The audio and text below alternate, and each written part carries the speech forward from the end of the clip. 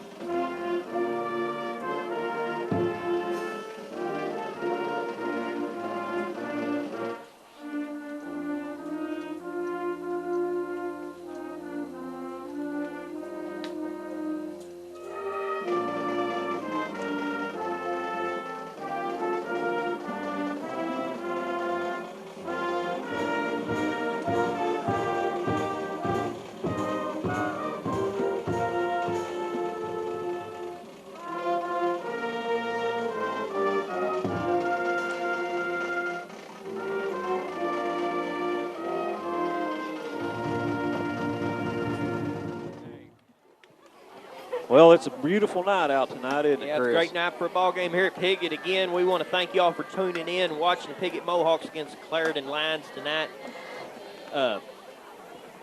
We also need to thank our sponsors tonight for helping us get this game on the air. Al Williams Nursery, located 1167 East Main in Piggott. He supports the Mohawks from flowers to grass seed, fertilizers to trees. See Al Williams Nursery, open 8 to 5, Monday through Friday, 8 to noon Channel on 21 on New Wave Cable, or on the internet on yhtv.com. Join Chris Miller, Chris Roberts each Tuesday after a home Piggott football game. They'll make you a great deal Channel down 21 at on your local cable. Also, for all your real estate needs, see Piggott Realty. From owning your own home to rentals, farms, commercial property, and more, call Mike and Pat Patterson at 870-598-3142. Piggott Realty says, go Mohawks. Front Porch Flea Market. Monty Howe has furniture, appliances, and much more. From Front Porch Flea Market also has propane 20-ounce exchange bottles. Also available at Front Porch Flea Market are rental booths for only $50. Monty Howe, owner, says good luck to the Mohawks in 2009. Phone number 870-598-2014. That's Front Porch Flea Market. Also, Hog Wild Barbecue, 1259 East Main. Full service and catering. Good food, cash and carry. Stop by and see Hog Wild Barbecue Monday through Friday from 11 to 7 and Saturday from 11 to 2:30. That's 870-634-6374. Well, for tonight's cheerleaders for the Piggott Mohawks is Shayna Duffy, Emily Poe, Katie Strickland, Jill Parker, Ariel Kate, Ashley Anderson, Alyssa Kennedy, Emily Grady, Taylor Covert, Alex Scheffler, Amber Broadway, Corey Lyman, Jessica Hendricks, and Camista Sanders. The senior high Mohawk cheerleaders are sponsored by Miss Faith Conley. What do you got from Clarendon, Chris? Well, let's start off with the Clarendon cheerleaders. We have Janae Hunter, Carrie Morris, Megan Barton, Brittany Cruthis, Allie Cup, Kadidra Johnson, Sarah Julian, Adrienne Manny, Ashley Morris, Taylor Spencer, Jamie Thompson, and Whitney Williford. And the cheer coach and sponsor of the Clarendon cheerleaders is Miss Lisa Prince. Welcome back, and here come the Mohawks. Hey, I'm excited. It looks like the Mohawks are pumped up and ready to play tonight, don't it, Yeah, I Chris? do believe so. I'm excited, too. I'm glad we're back here again this week to watch Mohawks and Clarendon. I really got a feeling that Piggott's going to have a great game tonight. The way they look, the way they practiced this week, they're coming out here just to go full steam ahead this week. You know, last week, Chris, even in the second half, the Mohawks, they were trailing, but they were still pumped up, fired up, ready to play. They never stopped, and they, like I said earlier, they moved the ball at will. So if they come out tonight and they just protect the football and they continue doing what they did last week, good things should happen for them. Defensive side, they need to be just like they were last week, fast. They need to watch that pass coverage, and I think good things are going to happen. Number 15, Alex Samples, is going to tee it up for the Mohawks to get underway. You know, it was hot today, and boy, that temperature has really dropped today. It feels good out here tonight, doesn't it? Yeah, it does. It's a great night for football. The rain's been around us all week, but I think we're going to get this one in tonight. It looks like a pretty decent showing so far, so hopefully the rain will stay away and we'll have a good night. Who you got back there for the Lions? We got number 2, back deep for Clarendon. That's Grant Caldwell, and number 10, Darius Eason, back for the return. Well, here we go. And there's the kick. Good kick by Samples. Number 10 catches the ball. He's going to take a run back at it. He gets about 10 yards here for the Mohawks shut him down here at about the 30-yard line. That was a big stop by the Mohawks there. It looked like number 33 was the first one to get to him, Zach Trammell. Yeah, that was number 10, Darius Eason, on the return. He brought it out to the right side, but the Mohawks shut the hole down pretty quick on him. So we'll see what happens here on offense. You was talking about the quarterback. Who was that earlier in the pregame? Yeah, they got a pretty good quarterback from what I understand. Coach Lumpkin told me on the phone yesterday that he can go at it from all angles. So we'll see what he does right here. He hands the ball off. Got a short gain on a carry right up the middle here by Clarendon. That's looks like number 7, Ty Vaughn, on the carry. Well, number 39, Jared McKinney, was the first one in there on the tackle. He's a senior this year. Yeah. You know, we talk about how young the Mohawks are. I think there may only be about 9 seniors on the whole team. And, yeah, that's very well. There ain't very many, but we still got a good explosive offense here. Number 8 quarterback hands it off. Short gain again up the middle on carry by Clarendon. Don't pick up but just maybe 1 or 2. Big hit there by number 70, Daniel Chandler. Tell you what, he had a great game, and like I said, we need to see some big things happen out of number 70. Right there is one of them. You betcha. Chandler, he's probably one of the key parts of that defense over there for Piggott. So I tell you what, that whole line for the defense, they look good so far. Yep, they sure do. Here we go.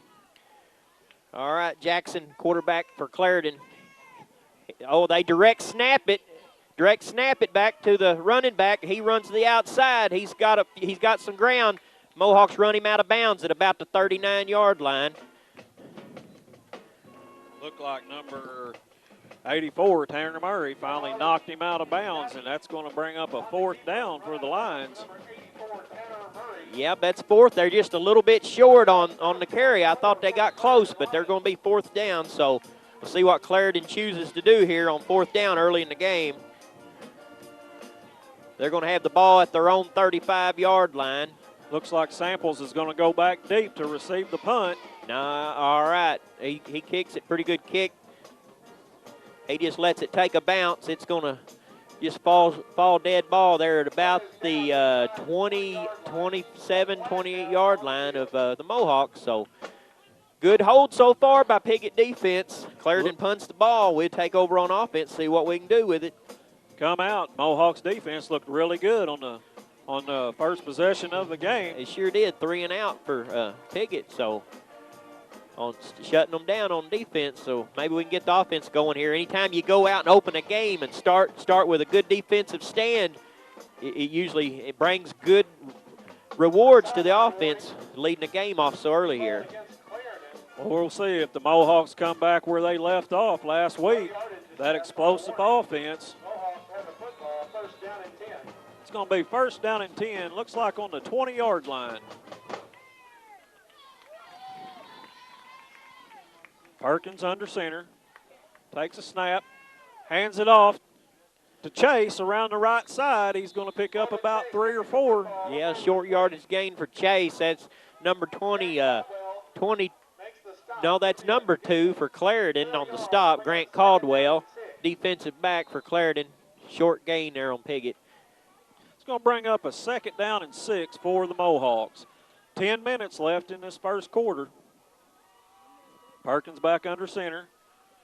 Round the left side to Samples. He sees a hole. He's up through the middle, and he's going to – Chris, he drugged them for 5 yards. He sure did. He got 5 or 6 yards with 4 of them red helmets on his back. There was a flurry of Clarendon on making the tackle. It's kind of hard to tell who all got him, but big part of that whole defense it took to bring him down for that carry. You know, Samples had a big game last week, and evidently he's going to have another one tonight. But he just picked up about 15 yards there, and that's going to be a Mohawk first down, 1st and 10 on the 35.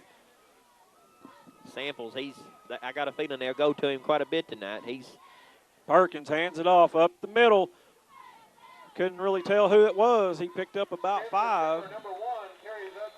That's number 1, Spencer Coomer. Yeah, Coomer got to carry that time. They give him 5, and that's going to bring up a second down and 5 with 9:20 remaining in the first quarter. Yeah, that was Chase Julian for the stop on Clarendon. That's that player they got him. He can play both sides of the ball, and you're going to see and hear his name a lot tonight, I really expect. Well, Perkins back down under. Hand off to the right side to Trammell. He spins forward for a gain of a couple. We'll see where they spot it. Looks like they're going to give him about 3. Trammell's a strong back. He's got good size for a running back. He's very tough to bring down. Once again, he's a sophomore. That's good too. That's real good. We're going to see him next year and the year after. Looks like 3rd and a short 2. 8:38 remaining in the first quarter. Perkins looks both ways. Mohawks got 3 backs. It's going to be Chase around the right side. He got a block. What a hit by Chase. He just lowered his shoulder and put it right into him for another 3 or 4 yards, and that's going to be another Mohawk first down.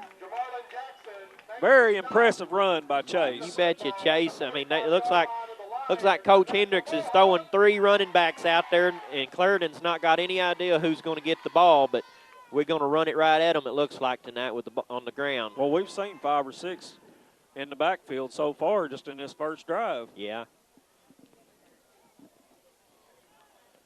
I couldn't even see what happened right there. It looks like he's going to lose a yard.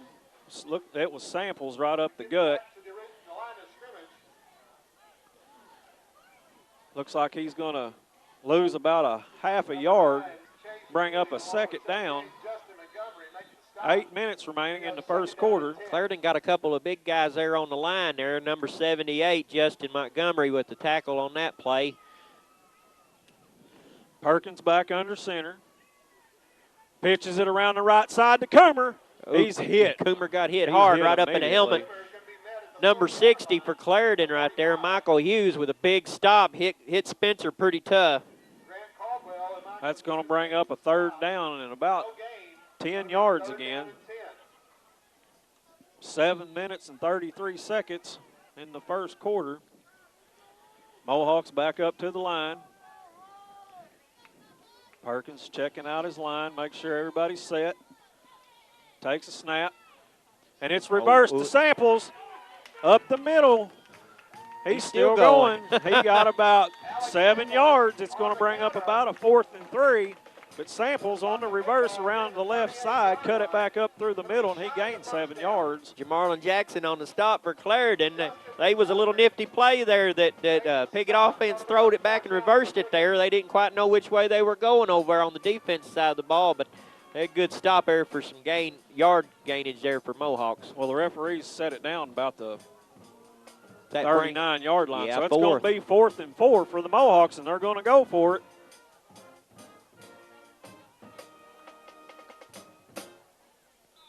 The Mohawks are going to call timeout. We're going to take a short break, and we'll be right back with you. Kawasaki doesn't build for the masses. They build for people who ride. Honest engineering that pushes the limits of possibility. Like the all-new Terex 4x4 and the hard-working Mule. For over 40 years, Fry Equipment Company has been bringing you revolutionary machines like these that hammer the competition. Fry Equipment Company in Piggott. Come see the new Kawasaki's today for the ride of your life.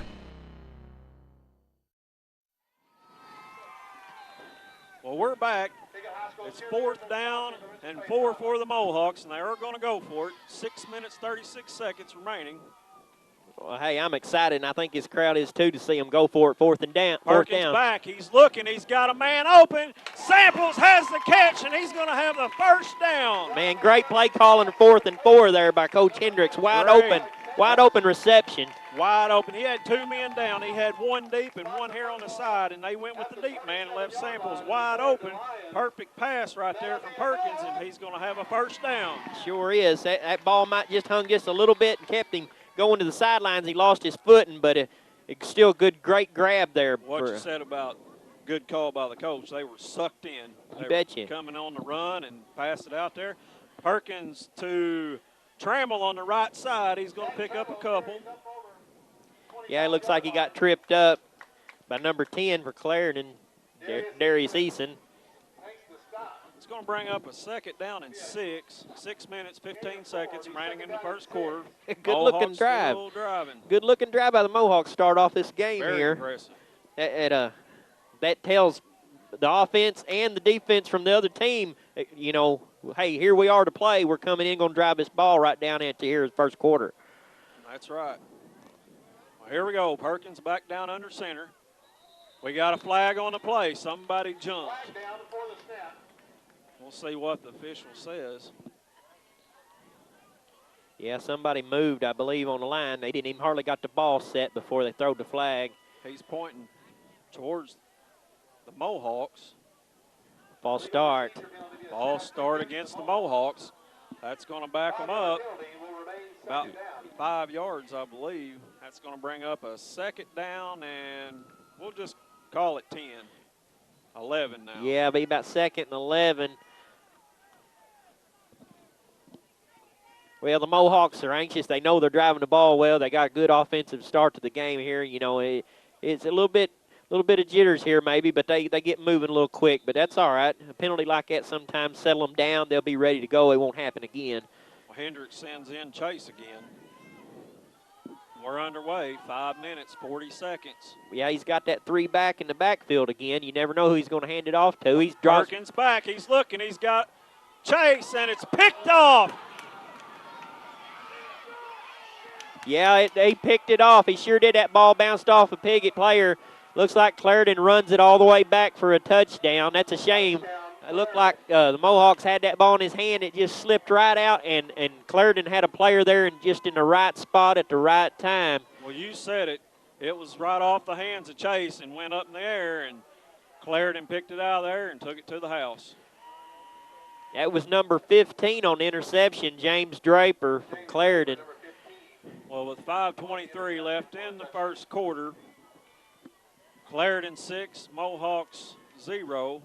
Man, that's tough. They had a good drive going there, and to have something like that happen really ain't much of anybody's fault. It just the ball slipped right off his fingertips, and the defender just happened to be right in the right spot and made a great play. So it looks like Clarendon's going to go for 2. Yeah, they're going for a 2-point. Jackson keeps the ball. I don't think he got in. He's a little short. No good. He was hit by number 70, Daniel Chandler. So, I mean, 6 points. Well, we're going to take a break. We'll be right back. This is your State Farm agent, Brett McMillan, and we know that getting the best value for money is important to you when you're looking for insurance.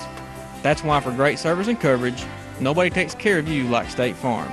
Please stop by our office located on the Piggott Square or give us a call at 598-2808 for all your insurance needs.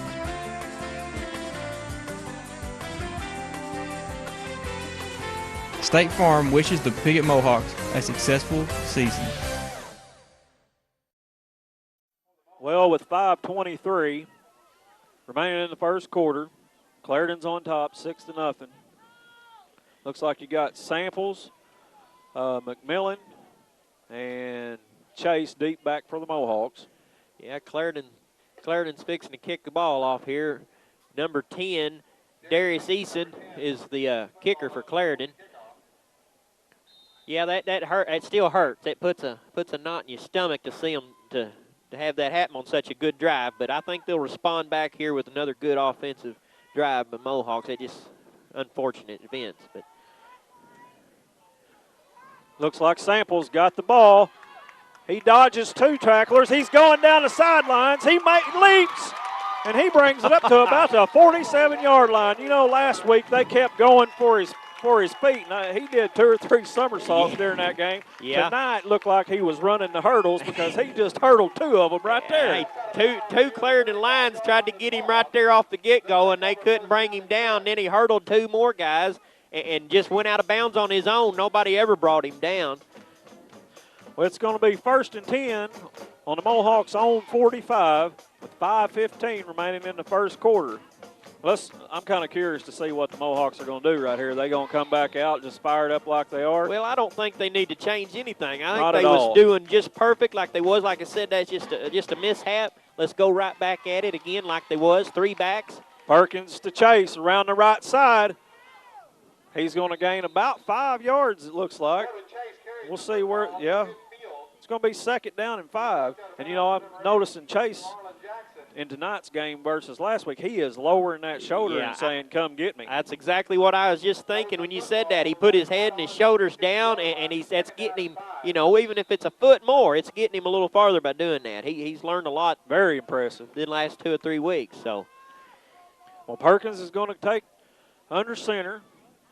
Takes a snap, pitches it to Samples around the left side. He's got him a hole, and he's going to pick up about 12, 13 yards for another Mohawk first down. Yeah, he looked like he could have broke that last tackler. He would have been heading toward the north end of the field, but they tripped him up there just at the last second.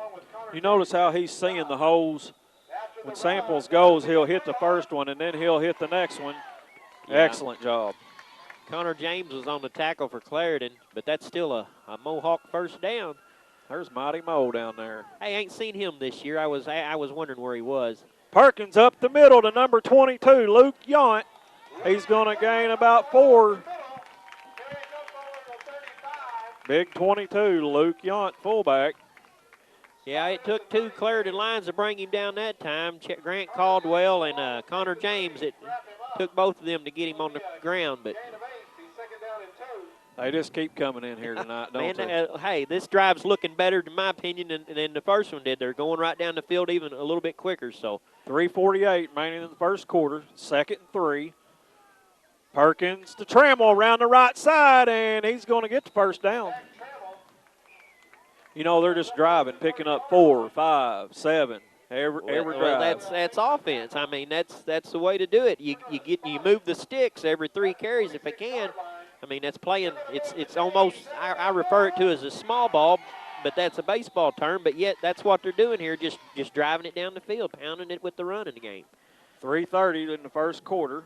Ball spotted on the, looks like the 21-yard line. 1st and 10. Pitch around the left side to Samples. He's got a hole, and he's going. And finally drugged down at about the 10-yard line. Looks like they're going to spot it at about the 11. That's going to be another Mohawk first down. It sure is. I thought he might get that, but there's that number 8, Jamarlin Jackson again for Clarendon. He's that key player they've got over there. But he brung the player down. But, hey, you see our running back here for the Mohawks. He held on to the ball. We've got a timeout on the field. We're going to take a short break, and we'll be right back with you. For more than 100 years, Clay County Abstract and Title Insurance has been a leader in the abstract and title insurance business. Clay County Abstract is licensed in both Arkansas and Missouri. From the simplest to the most complex residential or commercial real estate transactions, let the professionals at Clay County Abstract and Title Insurance show you why customers continually turn to us for the reliability, responsiveness, and security they need. Well, we're back. It's going to be 1st and 10 for the Mohawks on about the 11-yard line. Very impressive drive. 3 minutes, 20 seconds in the first quarter. Perkins under center. And there's flags on the play. Yeah, we got a penalty here. Start this play. I'm not quite sure who the ref's calling on. It's against Clarendon. Offsides. That's going to move Mohawks half a distance to the goal. It's going to bring up 1st down and man, it looks like about 5 because they've still got it. Yeah. They get to the 1, they get a 1st down, 1 or 2. About the 2, I believe. Yeah, that ball's on. They spotted the ball on the 5-yard line, so Mohawks are threatening. Perkins hands off up the middle. Number 22 is in for a Mohawk touchdown. Luke Yarn. Great. And he is excited. He is jumping up and down, slapping helmets. Very impressive drive by the Mohawks. I told you, they come back out from that first drive. They tried to execute the same thing right there, and they got it done this time. And Mohawks look good on these first 2 opening drives, coming away with 6 points right here to tie the game. And they're going to go set up here for the point after attempt. Did you see those fireworks? Yeah. I tell you, the crowd really gets into that. The Mohawks are going to try to kick the extra point. It's Perkins. It's up. And it looks like very it's good, and it is good. That gives them a 1-point lead for Piggott over Clarendon. We have flags down, Chris. Flag down on extra point attempt. Personal foul against the Lions. The field goal is good. The penalty be assessed on the kickoff. But you know what? I've said it 2 or 3 times. You've said it. Very impressive drive for the Mohawks. They came right back out like they did on the first possession. Drove the ball. Threw a few passes in there. Kept them off their toes a little bit there, but they looked really good. Yeah, and hey, like I said, that first drive, that was just a mishap. That ain't something that's going to happen all the time. That guy was in the right place at the right time, and if it wasn't for that, it liable to be 14-0 Piggott at the moment. So, crowd's cheered up and excited now, aren't they? They're wound up. The band's playing hot tonight. Mighty Mo's down on the field. Yeah. Ain't seen him this year. See the band director down here, not the band director. The drum major. The drum major down here dressed up like the Blues Brothers. You know, that's their theme for the band. Hey, and our cheerleaders, they're like part of the team because, you see, they just did some push-ups. Every point that we score, they have to do a push-up for it, and that's what they did. They did 7 of them.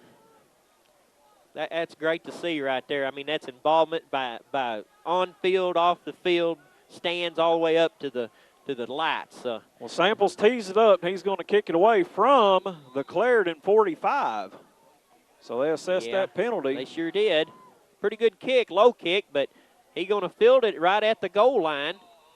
It's going to be a touchback. Yeah, it just barely. It almost came to rest on the 1-yard line, but it just got across, so Lions will bring it out to the 20. We got a player down on the field, guys. Hey, let's take a short break. We'll be right back.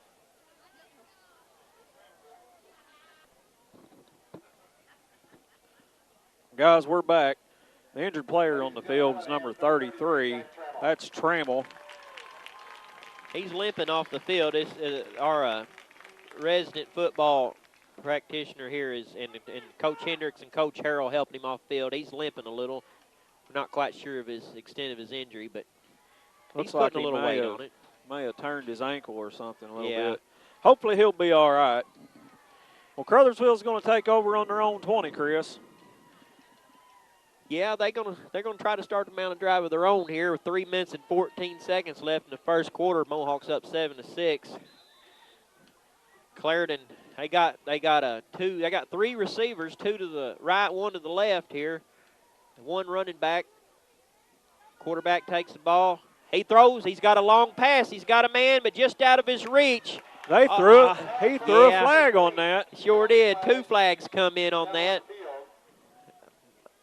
I mean, that ball was clearly out of the receiver's reach of making any type of reception, but Piggott player was there by him. Not sure what they're going to call, but it's probably going to be pass interference on against Piggott, and it is. That's the call. So kind of hurts. That ball wasn't really going to be a catchable ball, but Piggott defender got on him, I guess, a little bit before the ball got there, and the refs call pass interference. So. Was that number 1 Coomer or 21? I couldn't quite catch who was defending on that. But you know what? I'll tell you what. He stuck with him. He wasn't going to let him get by him, you know, but the ball was overthrown a little bit there. That was 21 for Piggott. Blake Griffin? Griffin, yeah. Clarendon's got the ball on about the 34-yard line, their own 34-yard line. Quarterback drops back pass. He throws the ball. He's got a reception there about the 40. Mohawks fumble, and the Mohawks have recovered the ball. They sure do. I thought the ball went out of bounds, but the ball come out of the hands, and Piggott got the recovery. I tell you what, it looked like number 39 made that hit.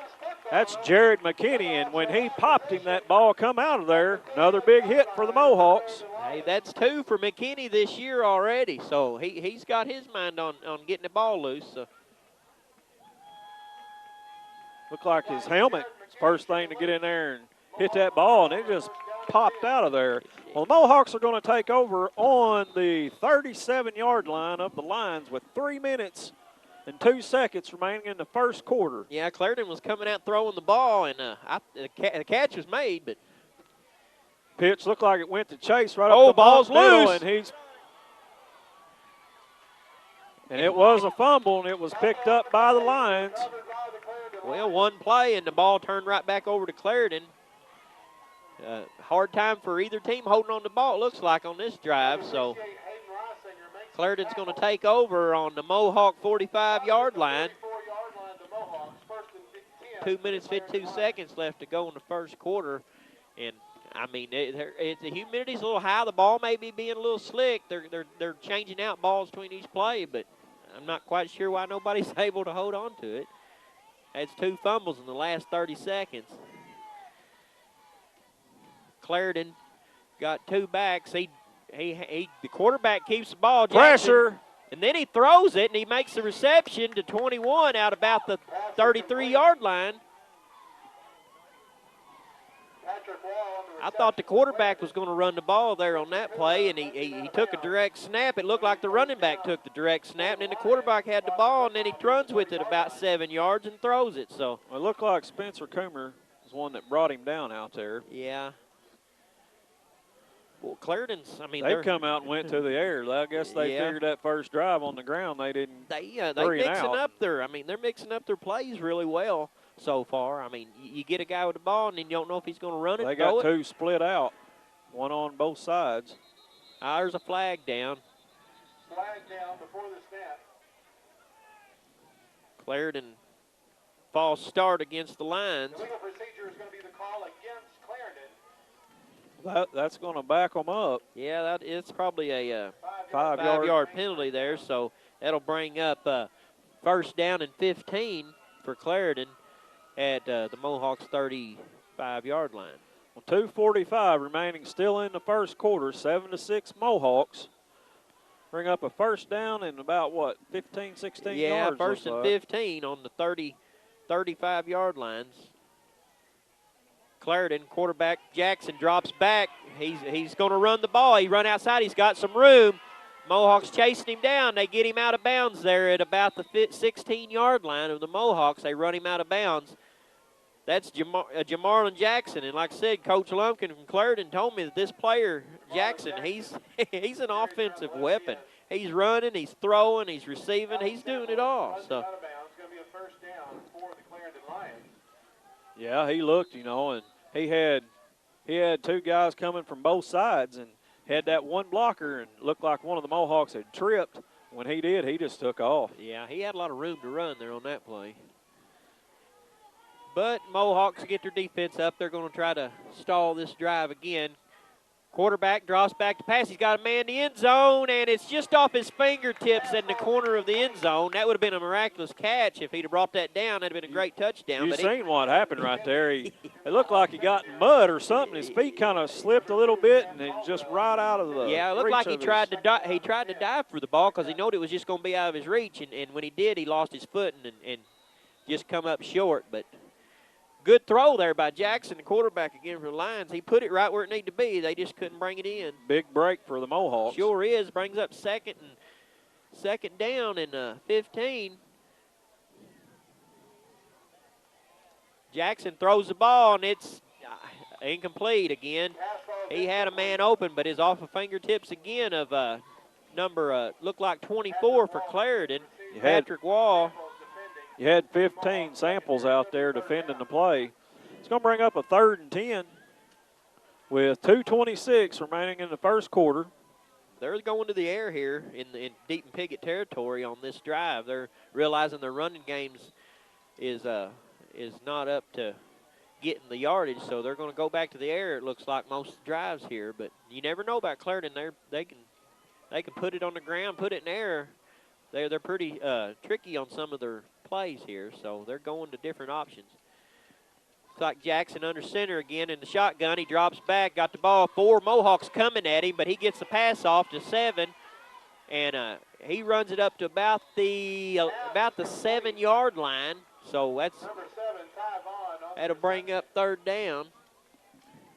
It's going to bring up 3rd down and 3 for Clarendon at the Piggott 7-yard line. That was number 7, Tyvon, on the reception for Clarendon. Be 1st and goal, right? Yeah, I do believe it will be. 1st down and goal for about the, what did you say, 7? On the 8-yard line, it shows Clarendon quarterback Jackson under center again. He's got a. There's a flag. Yeah, there's some movement. Look like some movement in the backfield for the Lions. Let's see what the call is by the referee. They're talking about it here at center court, but they had a couple.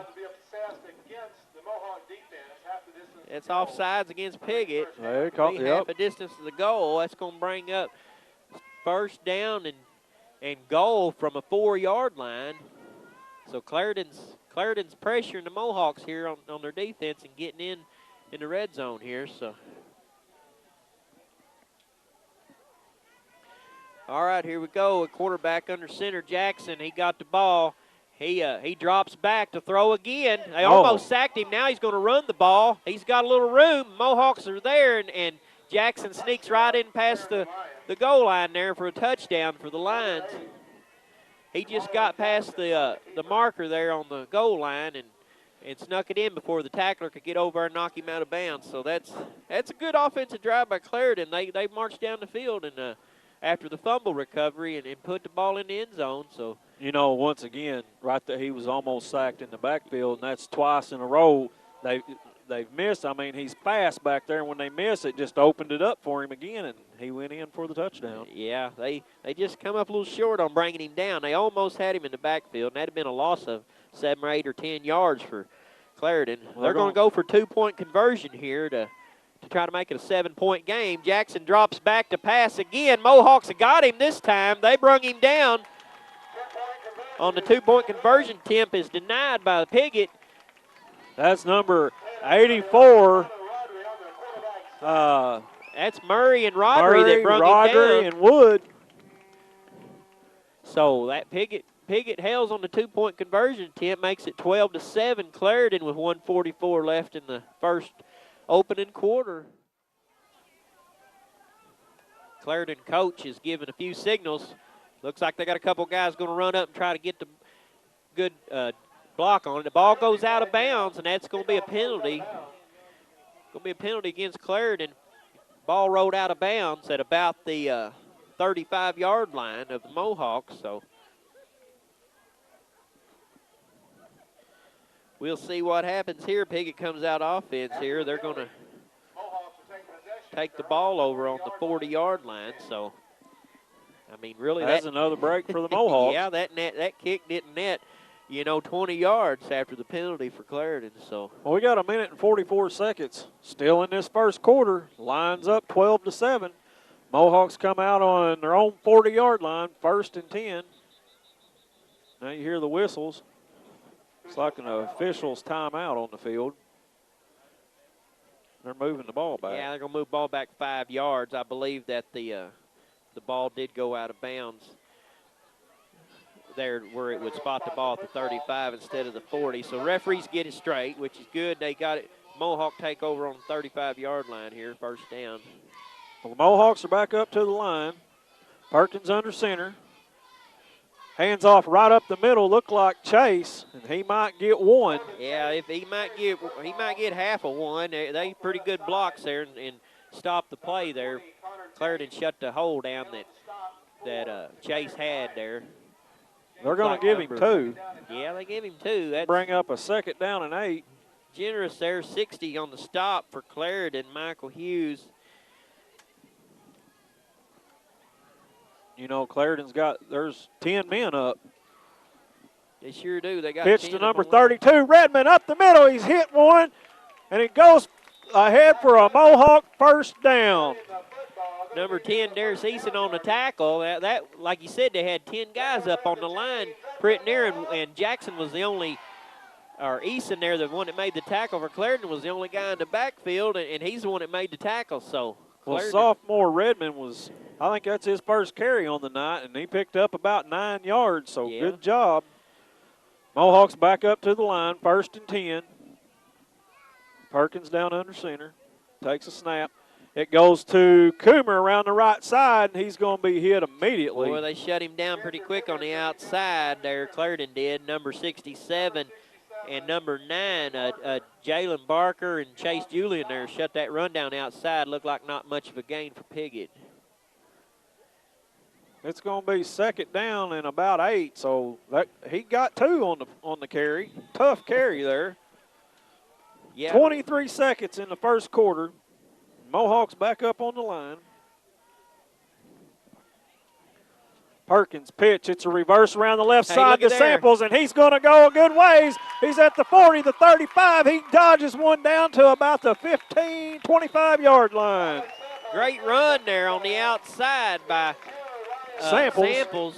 He had a lot of room there, and Clarendon finally brought him down over on the far side of the field. Patrick Wall did. That's another Mohawk first down. You hear the crowd tell everybody it's another first down. Great run there by Samples. He picked up a lot of yards. He had some great blocks there. So, well, that's going to bring us to the end of the first quarter. Mohawks on a very impressive drive once again. Score 12-7 Lions. We're going to take a short break, and we'll be right back. For over 50 years, the General Baptist Nursing Home has provided professional health care for its residents. General Baptist Nursing Home Community is a 90-bed Medicare, Medicaid certified home which offers a complete range of rehabilitative services, full-time beautician, special needs unit, enclosed courtyard, lounging areas, the corner cafe, superb dining cuisine and elegant atmosphere, and physician and nursing staff 24 hours a day. General Baptist Nursing Home, a tradition of caring since 1954. General Baptist Nursing Home says, go Mohawks. 1st and 10 here for Piggott. Well, the Mohawks come back up to the line, start the second half. Perkins under center. Takes a snap. It goes to Jan up the middle, and he just keeps pushing. He sure does. He reached that ball out a little bit there and got an extra foot or 2 on the carry, but he didn't want to go down, no, did he sure didn't. Great run there by Jan. Well, they give him 1. It's going to bring up a 2nd and 9. They spot the ball right on the 25-yard line. 11 minutes, 30 seconds in the first quarter.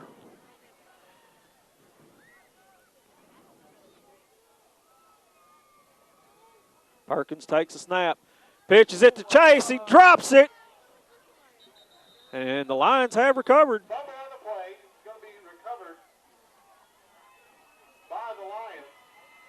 Yeah, he just never got a hold of the ball. The quarterback, Perkins, pitched it out to him and kind of a little forward lateral there to him. He just didn't hang on to it. It went right out of his hands and laid it on the ground, and Clarendon was there with 2 guys to get on the ball. So another turnover for Piggott. Well, the defense needs to make a big stand right here, Chris. Yeah, they sure do. I mean, these turnovers, they're going to have to put a stop to them in order to get them keep themselves in this game here early on. Early action, 11:22 starting the second quarter. Yeah, and I seen that flag coming before they ever even blowed the whistle. Looks like Mohawks might have had a guy jump off sides. I don't know.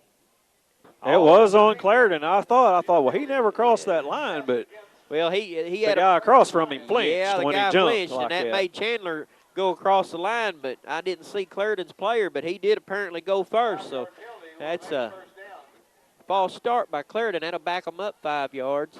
That's going to put them back inside the 20, about the 16-yard line, Yeah. 1st and 15.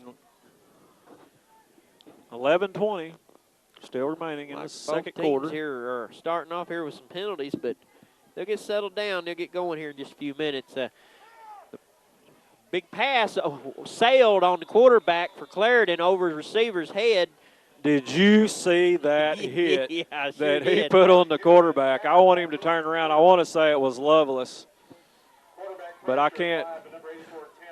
That was Murray, number 84, that put that hit on. He and sure did. That's a tackle right there that the coaches teach you now. I mean, that was a shoulder in the gut wrap up. And he hit him hard. I missed it watching the quarterback air the ball out over the receiver's head, but I'm glad you're up here. I'm glad you're up here because I didn't even see where the ball went. I was watching that hit. People at home are rewinding it right now to see what happened again because that was one good hit right there by Murray. Wish we had instant replay. You betcha. I'm looking for the remote now, and we can't go back, but there's another pass. He's got a man, but he got hit as soon as he caught the ball. There's a flag on the play, but the reception's complete. Well, you had an early flag, and then you had 2 late flags after the play. So yeah, I'm not I mean, sure I which guess way this one's going to go. It was all the same call, I assume. But boy, he got Patrick Wall. Clarendon got hit hard just as soon as he caught the ball, and then flags flew in from all directions. So we'll see what the official referee here calls. That's going to be against Piggott. It's decline, pass interference. First down, Clarendon on the reception. Completion. He said pass interference, right? That's what the ref called, pass interference. I mean, it looks like Wall there for Clarendon caught the ball. And then he was hit. It looked pretty clean to me. I don't know, but they're closer than we are, that's for sure. It's all right. They're set here. They hand the ball off, running back in motion. He runs up the middle and gets hit pretty hard He there. was hit real hard. He did. Who was that made that stop? That was Big Chandler again for Piggott, hitting hard. That was Samples, the first one there. Was it? Samples and then Chandler. Chandler laid him down like a freight train there. But they tried that little slick handoff man in motion carry there in the backfield, and he didn't pick up but 2 or 3 before Chandler got him down. So it's second down and what, 5? Yeah, second 5. 10-20 remaining. Second quarter. Clarendon, he drops back to pass quarterback. There's a penalty flag again, and it looks like Chase Julian there on the fumble on the play right there. But it was blown dead. It appeared the Mohawks recovered, but I think it's going to come back. He waved the flag off. Yeah, that flag come in pretty early in the Well, I guess snap, Clarendon must have recovered that fumble because they're moving the chains. Chase Julian for quarterbacking now for Clarendon. They got 2 quarterbacks over there. Jamaron Jackson and Chase Julian. Looks like Julian's going to take over the controls, snapping the ball here in the second quarter. 9:50 in the second quarter. First and 10 lines. Look at Clarendon's offense there. Look how they got 2 backs set at angles here, and they don't. And there's now Jackson's back with the ball under center, and he drops back and runs the ball. Now he's going to throw it, and he's got a man open. He's completed the pass, and he's sacked and tackled there at about the 42-yard line. He was hit by number 22, Yount. He's slow to get up. That was Eason for Clarendon on the catch. I mean, you got to give Clarendon a little credit here. They're running you 2 quarterbacks out here, like I stowed in the pregame. This quarterback's a running back, a wide receiver, and they got another running back that turns into a quarterback. So you don't know who's coming at you here. They're running at you from all angles. They're setting up the offense, coming at you, running backs and from 2 sides, running 2 directions. So it's hard to tell who's going to get the ball, but when they get it, then they don't know if they're running it or throwing it. But Piggott seemed to shut it down. Here's Jackson again. He's scrambling in the backfield. Mohawks push him back 15 yards, and now he still don't know where to go with it. And he finally broke free and gets back to the line of scrimmage maybe. Taylor Wood took a big hit right there. He come around the referee to cut off the man, and when he did, the other guy come and blindsided him from the side and popped him good, and he's down right out there. Yeah, Chandler's slow to get up. That's Wood. No, that's Wood. I'm sorry. That's Taylor Wood slow to get up, but he's coming off field on his own. He's all right. I think he just getting a little winded. It's still hot and humid out here, but he's bringing himself over the sideline, get checked out. They put another man in his spot. Taylor, big senior, he's going to have a good year. He might have got the wind knocked out of him a little bit. Well, it's going to be second down and about 14. They lost 4 on that play. Yeah, they just 9 minutes, 8 seconds. Clarendon got the ball. He hands it off. No, he keeps it. That's a Jackson again. He runs the ball. He's got some room. He's running down toward the end zone, and Mohawks finally bring him down about the 15-yard line. Looked like Samples finally got to him. But there is flags everywhere. Yeah, that was a late flag, so that's not sure who that's going to go against. Usually when there's a late flag, that's not a good thing for somebody. Yeah, one of the two teams is going to get the penalty. Somebody's going to get it. That's usually a personal foul, ain't it? See what the ref says here. He's ready to make up his mind here and make the call. That's against Clarendon. Personal foul. I told you, yeah, didn't I? Boy, somebody's fixing to get it, and I knew it was going to be a personal foul. Yeah, you got your game on tonight too, Bellers. You got the call right, so we're going to back Clarendon up. Back them up. Was that a 10-yard? They're going to be a 5 or 10-yard penalty. 15-yard penalty. Get with it, Roberts. That's going to put Clarendon back about the original line of scrimmage. 8:57 remaining. The clock continues to move. First down and 10 for Clarendon from about the 27-yard line. They got Jackson under center, quarterback again. He drops back to throw the ball. He's scrambling. They've got defenders coming at him from all angles. He's running. He's going to get it back to the line of scrimmage, and then they're going to run him out of bounds, it looks like. Just maybe a gain of a yard at the most.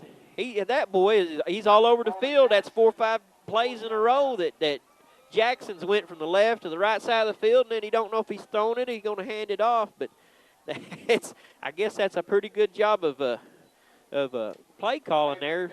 And sometimes that can deceive your defense where they doesn't sure where they're going to go with the ball, but they're making it work to an extent so He's far. just so fast back there. They've got the pressure back there, but he can just move. He's so quick. He's getting away from it, and when he does, it's opening up. Yeah. Then about time they get used to him. And see, looky here. Now they're running Jackson clean out to the wide out here to the left side of the field. He's going to be set up as a receiver. And their other quarterback takes over, and he runs the ball. He is hit hard. Looks like he's lost a yard or two on that play. Yeah, Julian on the carry. Chase Julian, number 9 for Clarendon. They switched quarterbacks again, and he run the ball and didn't get but just a couple or two. That's Daniel Chandler, number 7. He's going to come out for a breather along with Cord Pike in on that stop. It's going to bring up 3rd and 10. Yeah, if I was out there with them boys, I'd need a breather myself because they're hitting you hard tonight. I mean, we probably need a breather after we get to the bottom of the bleachers. Yeah, I got that right. So would Mighty Mo. 7:50 remaining in the first half. 3rd and 10. Quarterback snaps. He goes deep with the pass. It's in the air. He's got a man, and it's caught on about the 2-yard line. See, that's your quarterback, running back, quarterback combination that I'm going to call it. They got Jackson spread out to wide right, and the quarterback, Chase Julian, throws the ball to him, and he seems to be open. There's a flag, and it's against Clarendon, so that's they're going to bring it back. You know, as we was watching that, Coomer was all over him, but then, was it number 8? Yeah. He just stopped and turned around and jumped straight up, caught the ball, and come down right there. But now, like So you said, there's flags everywhere, and it's going to come back. That negates the 25-yard gain on the pass play by Clarendon with their super power offense that come over at you with 2 quarterbacks. But that's going to bring it back. The ball's all the way back to about the 33-yard line of Piggott. You know, I was watching that last play, and I remember back when old Keith Haywood used to play football, and number 70 come through there. I had to say, it just reminded me of old Haywood, the way he come through there and popped that old boy like that. Boy, them were the days, weren't they? That was a long time ago, wasn't it? Clarendon's going to take over. Well, they're back to 3rd and 15 now. 7:23 remaining in the first half. Mohawks need a big defense. They sure stand do. right here. Let's see. I'm afraid to even say who's quarterbacking for Clarendon. It's Jackson again this time. He runs the ball on a quarterback keeper. He's at the outside, but looks like Piggott's going to there they go. They finally bring him down. They had him up close to the sideline, and then he juked back inside and got 2 more yards.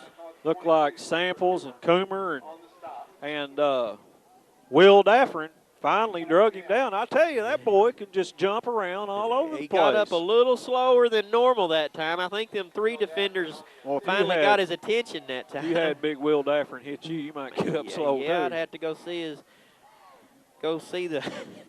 somebody. It's going to bring up 4th and 4, Chris. They're going to pack it in tight.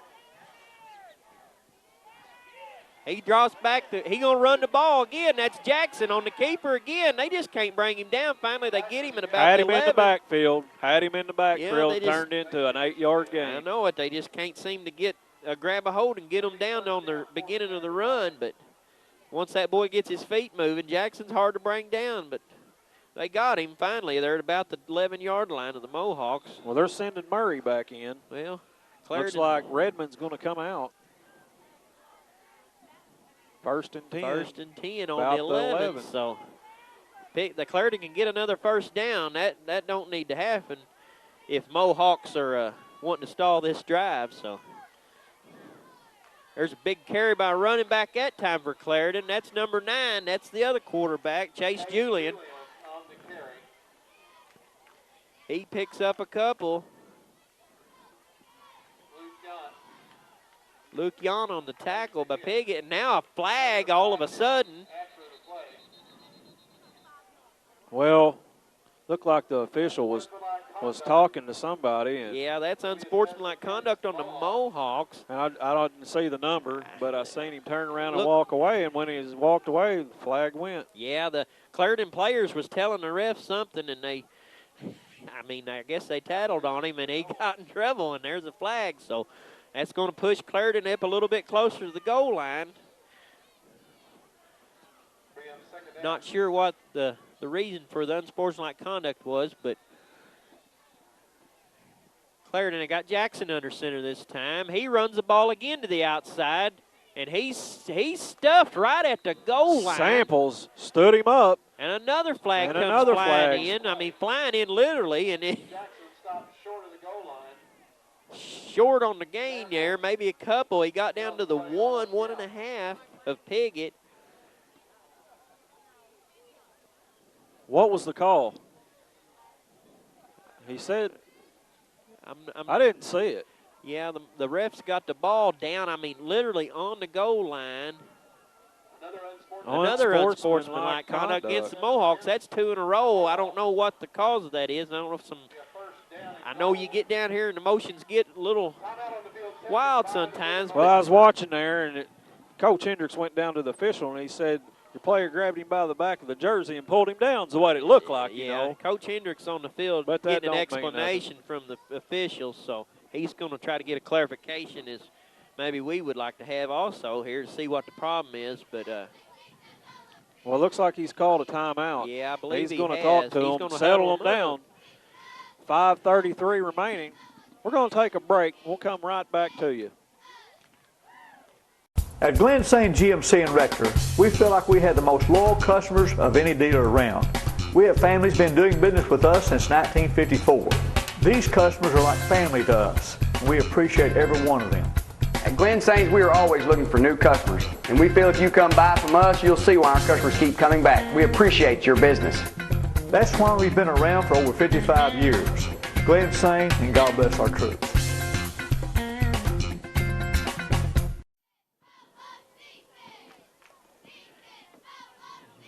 Jackson hands the ball off. Looks like that's a touchdown for Clarendon. They just needed inches. I mean, literally inches.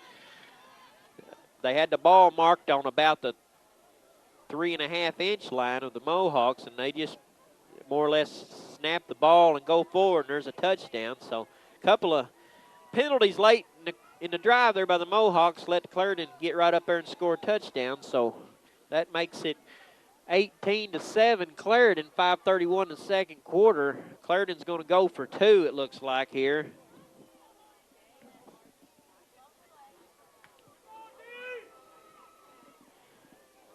Clarendon setting up here for two-point conversion. Another flag. Flag on the play.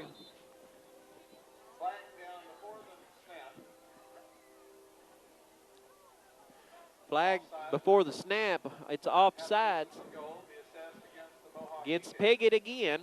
Going to move the ball half a distance to the goal for a two-point conversion attempt. Was offsides on the Mohawks. Yeah, it was. It was offsides against Piggott. Flags are flying everywhere. Boy, you'd think it was snow and yellow here at Piggott tonight because there's flags flying through the air.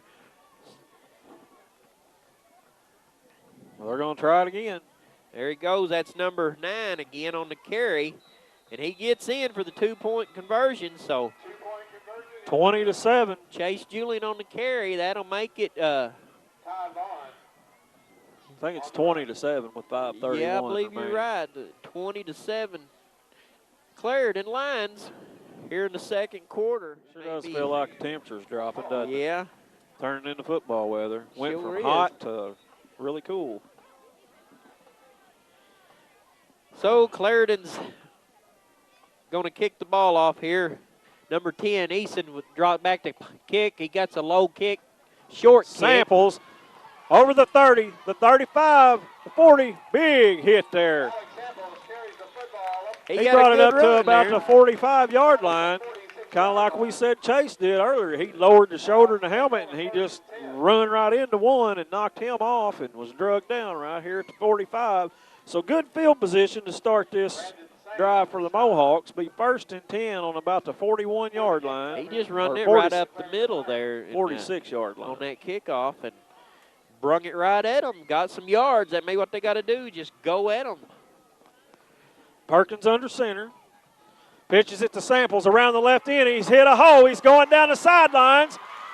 He's going to be drugged down at about the 25-yard line. Pickup of about 35, 40 yards on the carry. Ref said he stepped out there about the 29-yard line. He got his foot on the sideline, it looked like. I might have given him another foot or two, but he did step out of bounds. So, but great return there on that play by Samples. Just Samples. tell you what, that offensive line just busted open the hole on the outside, and Samples hit it. Like I said, he's good about hitting them holes and hitting them quick, and he did when he got out to the sidelines. There for a second, I thought, boy, he's going to break away, but just the speed of Clarendon caught him there. And yeah, they pushed him to the sidelines pretty quick, but he just ran out of real estate, and he just got on the outside there and run out of ground and hit the out-of-bound marker, and the refs caught him out just there short of the 29-yard line. Well, you know, Mohawks are doing it. They're putting together that drive. First play, 35, 40 yards. Coach Hendricks about called 20 a timeout seconds. there. He's going to go out there and talk to him and Tell them hang on to the ball. 5:19 remaining in the second quarter.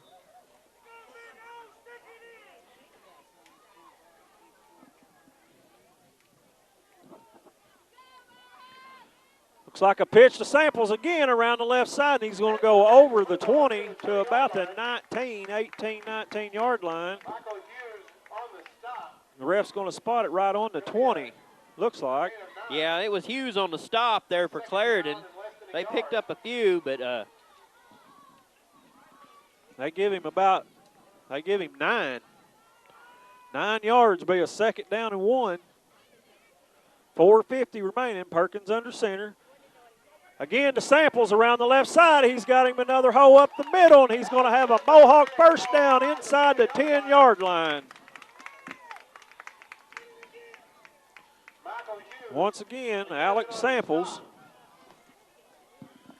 Looks like they might have found a weakness there, Chris.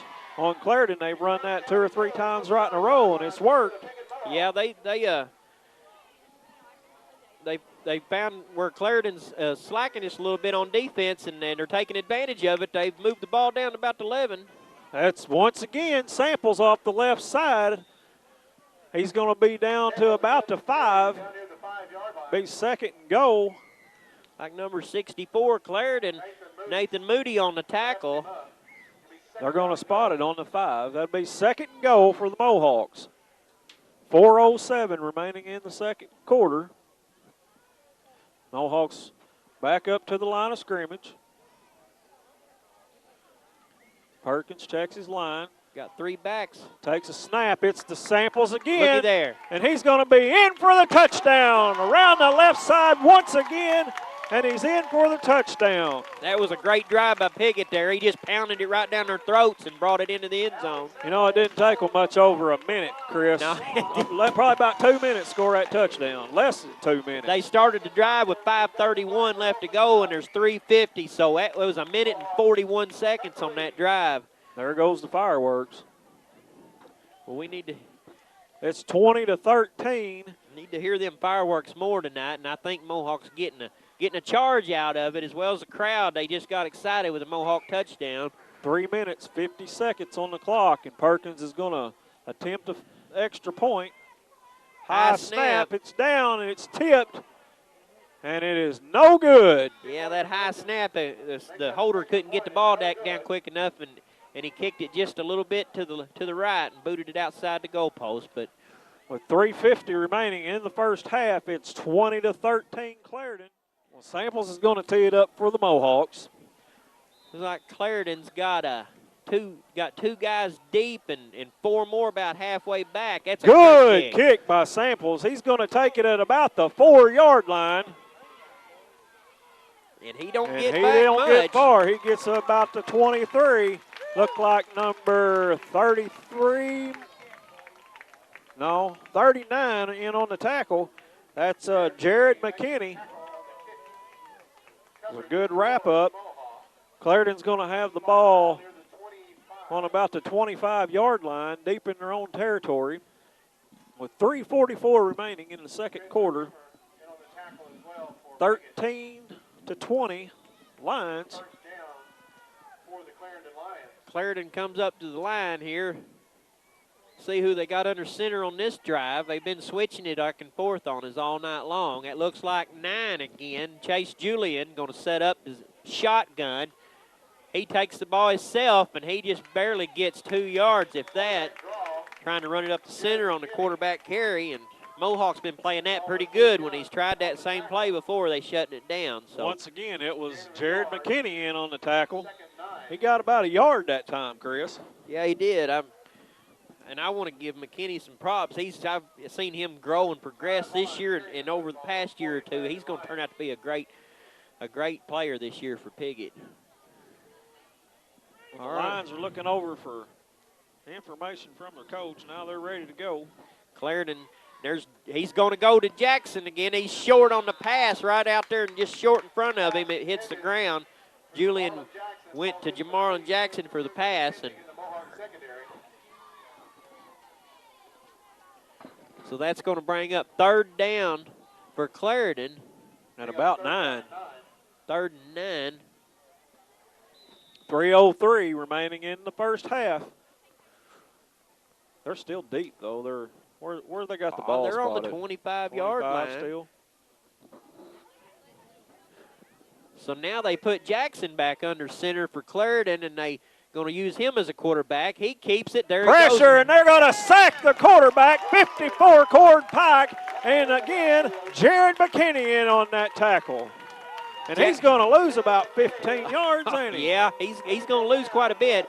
Jackson's still sitting on the ground thinking about what just happened to him. He's probably wondering, well, how'd they get me?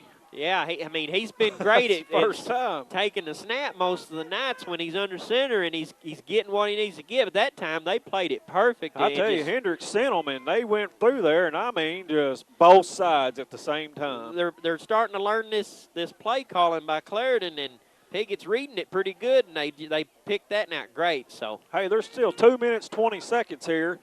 They're going to send back Coomer and Samples to receive the punt. There's a flag on the punt. On the play, and it's partially blocked. It's going to fall dead at about the 44-yard line. But there were flags. They're pointing toward Clarendon's side as some of the players are, so we're not sure what the call is, but not for sure how many timeouts that he has, but Piggott's got 2 timeouts left. Handoff, Samples around the left side. He's going to break free. He's following his blockers down to the 20, the 15, the 10. Touchdown, Alex Samples. That was a great play. There's a flag down on the ground. There is a flag down. We're not sure who it's against. They're going to fire the fireworks anyway, but that was a great run. He just took it all the way to the house. Looks like they're going to bring it back. Yeah, that's against Piggott. That's going to negate the touchdown, but no, that's against. It's good. It was called on both of them, so that just waves the flags off. Yeah, and it's going to be a touchdown. Great. Hey, and you know what? It's 19-20. Minute 58. Hey, how many seconds did that take, Chris? That didn't take but 8 seconds. I told you what I tell you. They was going to run the ball right down here and score a touchdown. Offset penalties negated that's that. Six times in a row they ran that play. They ain't stopped it. Why not? I know it. Go. I'd do it all night. If it ain't broke, don't fix it. He's going to kick the extra point attempt again. I'm sure he'll get to hold down this time. Pretty good look so far. And it's blocked. It's blocked. So it's going to be 20-19 Lions with a minute 58 in the first half. That's who we're talking about. He's going to tee it up for the Mohawks. He can do it all, can't he? 1:58 remaining in the first half. Samples boots it away. It's good another kick. Good kick. He's going to take it at the 1. There you go. And they he brought is him brought down at about the 21, 22-yard line. They're going to spot it at the 24. Yeah, I believe so. That looked like number 2, Grant Caldwell, on the carry. I didn't see who made the tackle. Did you catch that? I think about the 4 or 5 of them. defense made the tackle because they all got down there on him and shut that down.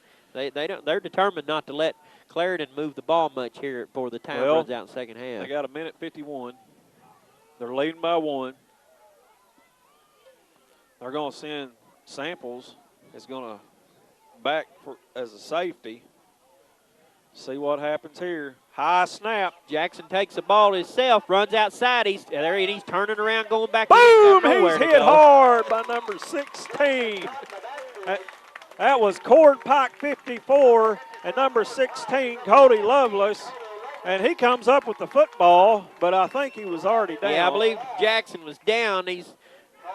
I think they've learned when he starts dancing around back there and trying to get away, it hadn't worked the last 2 times because he has about a 3-yard loss right there. Yeah, They're not shirt tackling. They're tackling, wrapping up. Yeah. Good Jackson job. don't know what's going on here.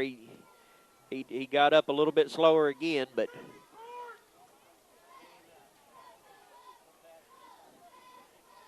Jackson takes a snap. He's a lot of pressure. There they come again. Mohawks going to bring him he's going to down. be drugged down again by number 32, Redmond. Another sophomore. They're going to spot it.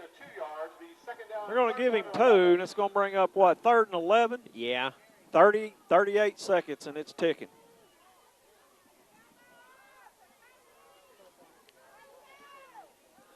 Well, let's see what we do here. Yeah, the clock's going to go ahead and run here. There's your other quarterback. Yeah, there's 9. Julian, he throws a ball. He makes a pass complete to number 20, and he's still he should be down. The ref's going to call it down. His knees touched, but he got back up. But Connor James on the reception. That ball hung up in the air for a long time. It sure did. Well, you can feel the breeze up here in the booth, and yeah, it's blowing a little bit out there. there. As long as that ball held up, it looked like 2 Mohawks was coming in. They might have been able to time that. 14 knock seconds, it down, and the clock's ticking. 10. It's going to be tough for Clarendon to move the ball 48 yards here with 8 seconds to go. Jackson. Pressure. He throws a long pass again. They need to, there's an interception right there. Number 15, Alex Samples, picks it off to end the second half. Well, Chris, what'd you think about that first half? That was a first great offensive half for the Mohawks, and they come out here and just lit it up and got motivated, and the crowd's excited, and they're going to go to the half here with only being down 1 point. That's good for a couple of the little glitches and problems they had in turnovers and penalties, but both teams seem to be pretty matched up, pretty even here in the first half. Excellent. Hey, I'm looking forward to the second half. Piggott Band's going to come out during our halftime show. They're under the direction of Brian Pearson. Drill Major, you may take the field in performance.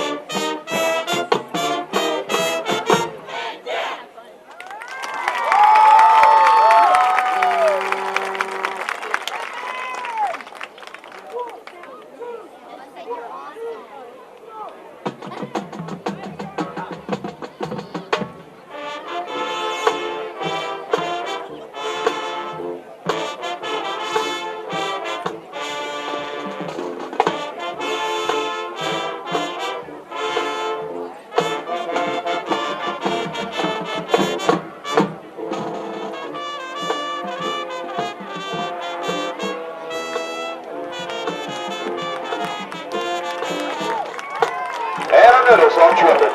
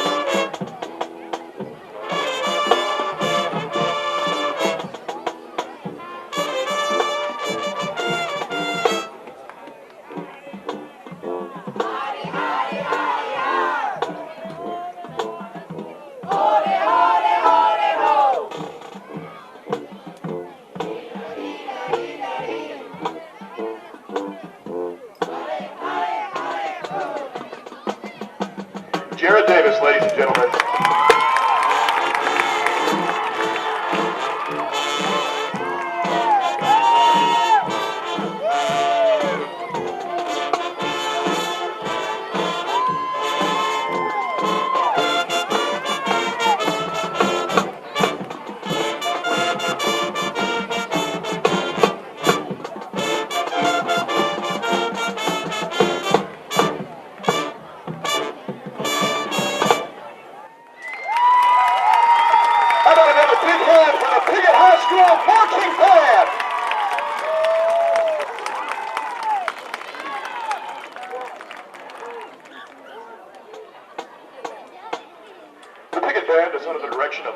Pearson and Nathan Evans, and is led on the field by drum major Shane May. Guard instruction is provided by Miss Cassandra Evans. And arrangements are provided by Mr. Logan J. Smith, with Randall Standridge providing drill arrangements.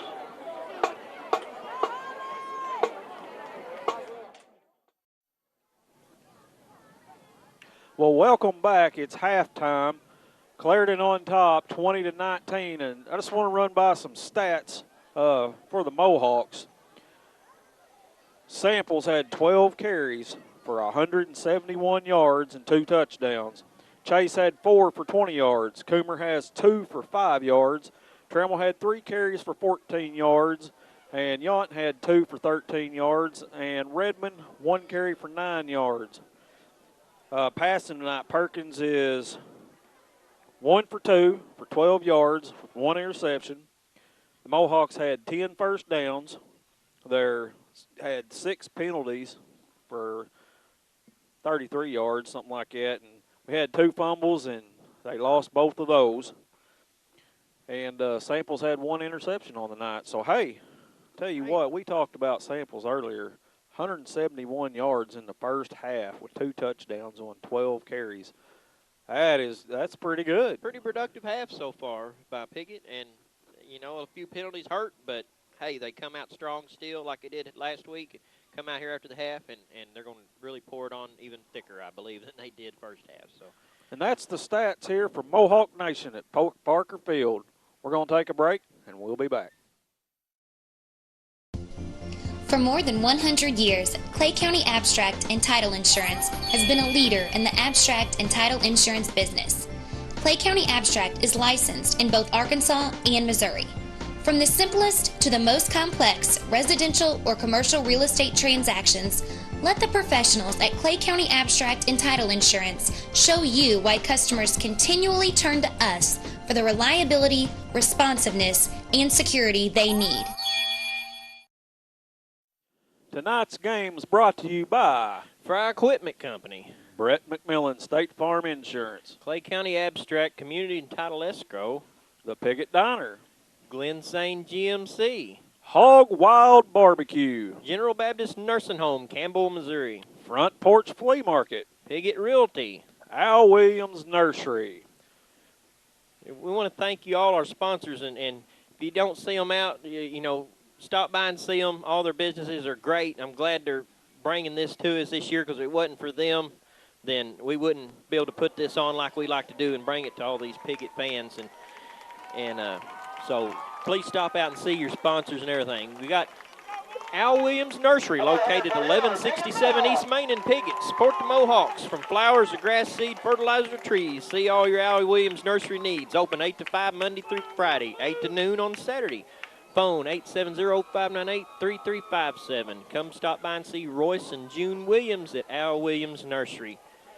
For all your real estate needs, see Piggott Realty, Mike and Pat Patterson. From owning your own home to rentals, farm, commercial property, and more. Call Mike and Pat Patterson at 870-598-3142. Front Porch Flea Market has furniture, appliances, and much more. Front Porch Flea Market also has propane 20-ounce bottle exchange. Also available at Front Porch Flea Market are rental booths for only $50. See, Monty Howe, owner, says good luck to the Mohawks in 2009. Phone number 870-598-2014.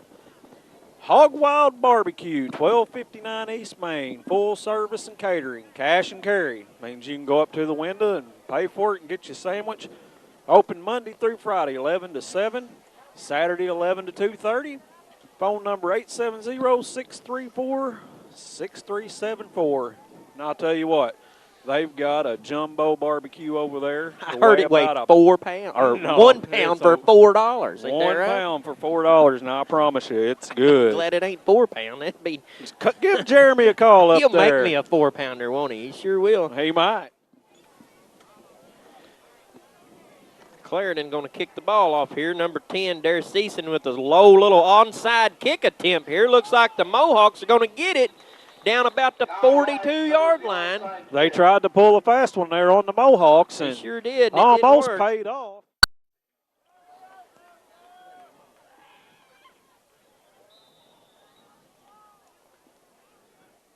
Perkins under center. He hands it off up the middle. Look like Chase. No. Samples. Alex Samples, he's going to gain about 3. Call it the 49. Nathan Moody makes the stop. Nathan Moody on the tackle for Clarendon there. Short gain for Piggott. Samples run the ball. You know, it looks like. Well, let's do this play real quick. Perkins back under center. Pitches it to Samples again, and he's hit pretty hard, but he hangs on to it. He got hit, but he went forward. He went forward on the carry. And it's going to bring up a 3rd and 5, it appears. I'm not for sure, but that looks like Tanner Murray, and he's got his pads off on the sideline. He's walking around. Yeah, I believe that is Murray, 84. All right, here we go. 3rd and 5, 10:58 in the 3rd quarter. Perkins, it's the Samples on the left side again, and he's going to have it. Looks going to be close, Depends Chris. on the mark. Look like we're refs marking it. It's pretty close. They may have to measure. Looks like it's sitting right on the 45. I think he's going to be short by about a yard. And that is the case. It's going to be 4th and inches. But, hey, I mean, as easily as Mohawks moving the ball on carries, I wouldn't be surprised to see Coach Hendrick go for it here on 4th and short. Right here at just over past midfield.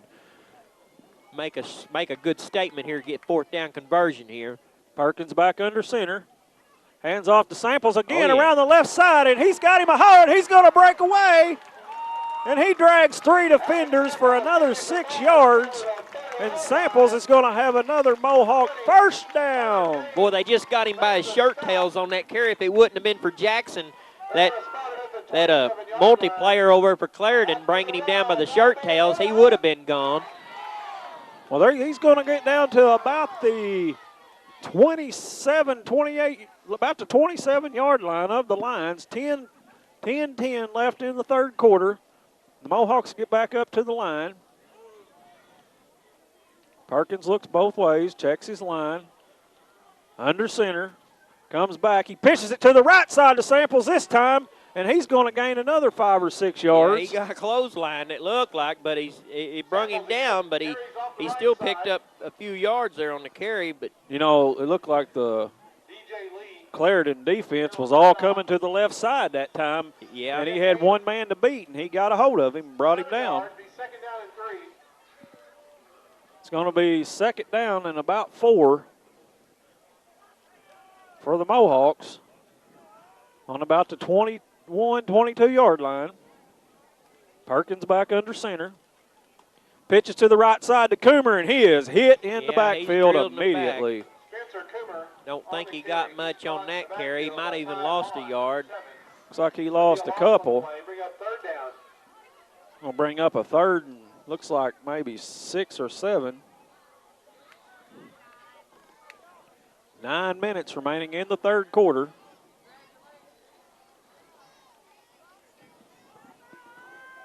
Perkins back under center. It's going to be a reverse to Samples around the left side. He's going to be caught by the shirt tail. Yeah, it sure did. They got him by the shirt tail again. I mean, that's unfortunate. Sometimes I've seen them call that as a penalty, but that's going to bring up. He got a yard. It's going to bring up 4th and 5 on about the 23-yard line, and the Mohawks will go for it. 8:20 remaining in the 3rd quarter. Perkins under center. Pitches it to Samples off the left side, and he is hit. He's hit hard right by at 3. The line of scrimmage. I don't think they're going to convert the 4th down play, but great effort anyhow by the Mohawks. They're going to turn it over on downs, and the Lions will take over on about the 24-yard line.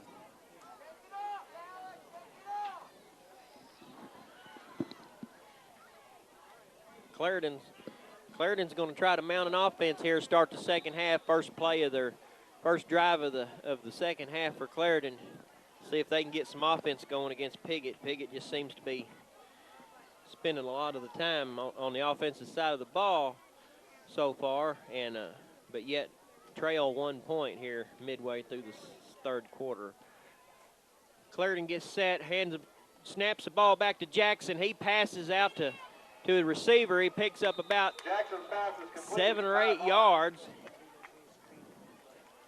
That was number 7, Tyvon, on the reception. Jackson stepped back just a hair, and you didn't know if he's going to run or throw it, and then he decides to just kind of dump it off to his receiver there, and he picks up 9 yards. He was hit there on the sideline by Will Dafford for the Mohawks. 7:55, third quarter. Oh, there's flags on the play. Yeah, somebody moved. I'm not sure if it's offense or defense, but there's going to be a penalty.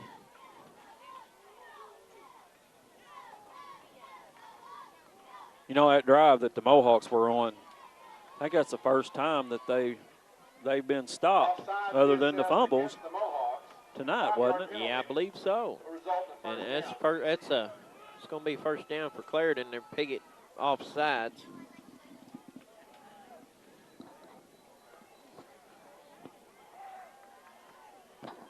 So Clarendon takes over now, the ball on about the 37-yard line. Jackson under center, takes a snap back, running around the backfield. Can't find the receiver. Looks like Mohawks have got him pushed back 10, 15 yards. Now he's going to run around circle, and he finally throws the ball. And he finds a man, but he drops the ball. Unfortunate for Clarendon that they dropped the ball there, because Jackson, the quarterback for Clarendon, run around, it seemed like, for 15 seconds in the backfield. Mohawk defenders all over him, and then he finds a man open, and then the guy just drops the ball. So, I mean, Clarendon could have really come out looking great there with that nifty little play, but the receiver let the ball hit the ground just as he dove for it. So that's going to set up 2nd and 10 on the 37 for Clarendon. Looks like they've got Jackson in the shotgun and Chase. Julian set up right beside him. And then Vaughn, they got 3 running backs. Number 8 keeps the ball. He runs outside, picks up about 9 yards. Jackson does on the carry. So that makes it 3rd and 1 for Clarendon. High snap. Jackson's going to try to run it. And he does, and he picks up the first down and maybe 1 or 2 more before the Mohawks shut him down right at midfield. Alex Samples on the initial hit. It's going to be first down. Well, he's going to pick up the first down.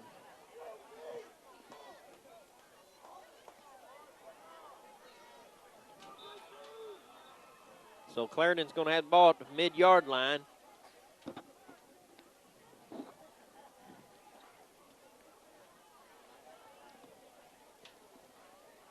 Well, here we go.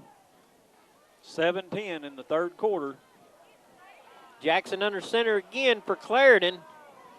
And he hands it right off to his other running back, Chase, and he gets about 6 yards on the carry before the Mohawk bring him down. Well, it's starting to rain. All right, ladies and gentlemen, we're back. We just had a small shower come through here at Piggott at Parker Field. We had to move our equipment inside. A little shower of water don't do too much justice for video equipment, so we're back going full speed here. It is 4 minutes and 59 seconds left to go in the third quarter. Piggott trailing Clarendon 19-20. Clarendon still has the ball on Piggott 30. Looked like about the 25-yard line now as they're moving the ball down toward Piggott's end of the field. 4:45 remaining in the third quarter. Clarendon snaps back to Jackson in the backfield. There's a flag on the play. Jackson throws it after he gets the ball, and then and Vaughn is tackled just outside out of bounds there about the 19-yard line.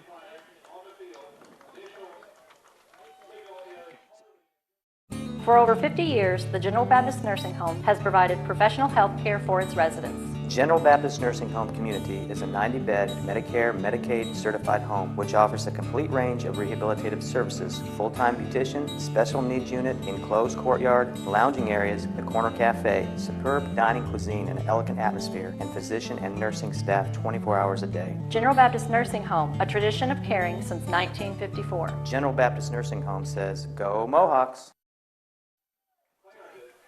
So that's going to put flag penalty on the play here is going to bring the ball back on Clarendon. I think Samples brought him down. Yeah, that's holding on Clarendon, so that's going to negate that play they just had there, pick up a few yards. It's going to come back. So now the ball's spotted at about the 34-yard line of the Mohawks, and Clarendon's going to be a first down still, but 23 to go here.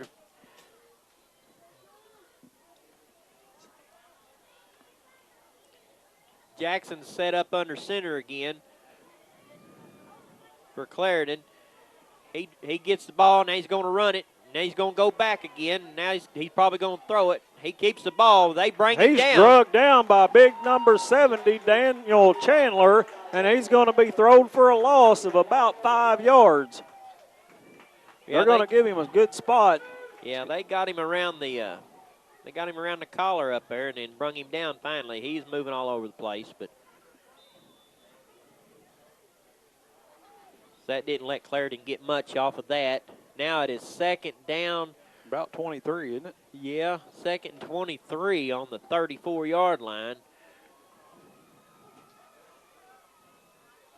Jackson drops back. Looks like he's going to pass. Now he looks like he's going to run. He takes the ball up the center. He's got a little room.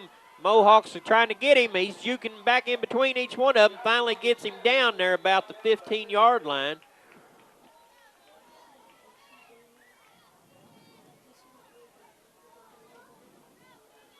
Mohawks finally bring him down. But that Jackson, he's all over the place tonight. He drops back. He acts like he's going to throw the ball, and then he tucks it away and runs it. You just don't know what to expect from their offense over there from Clarendon. Third down and 2. Clarendon run the ball again. The outside, he gets hit hard. Pushes him out of bounds just short of the 10-yard line.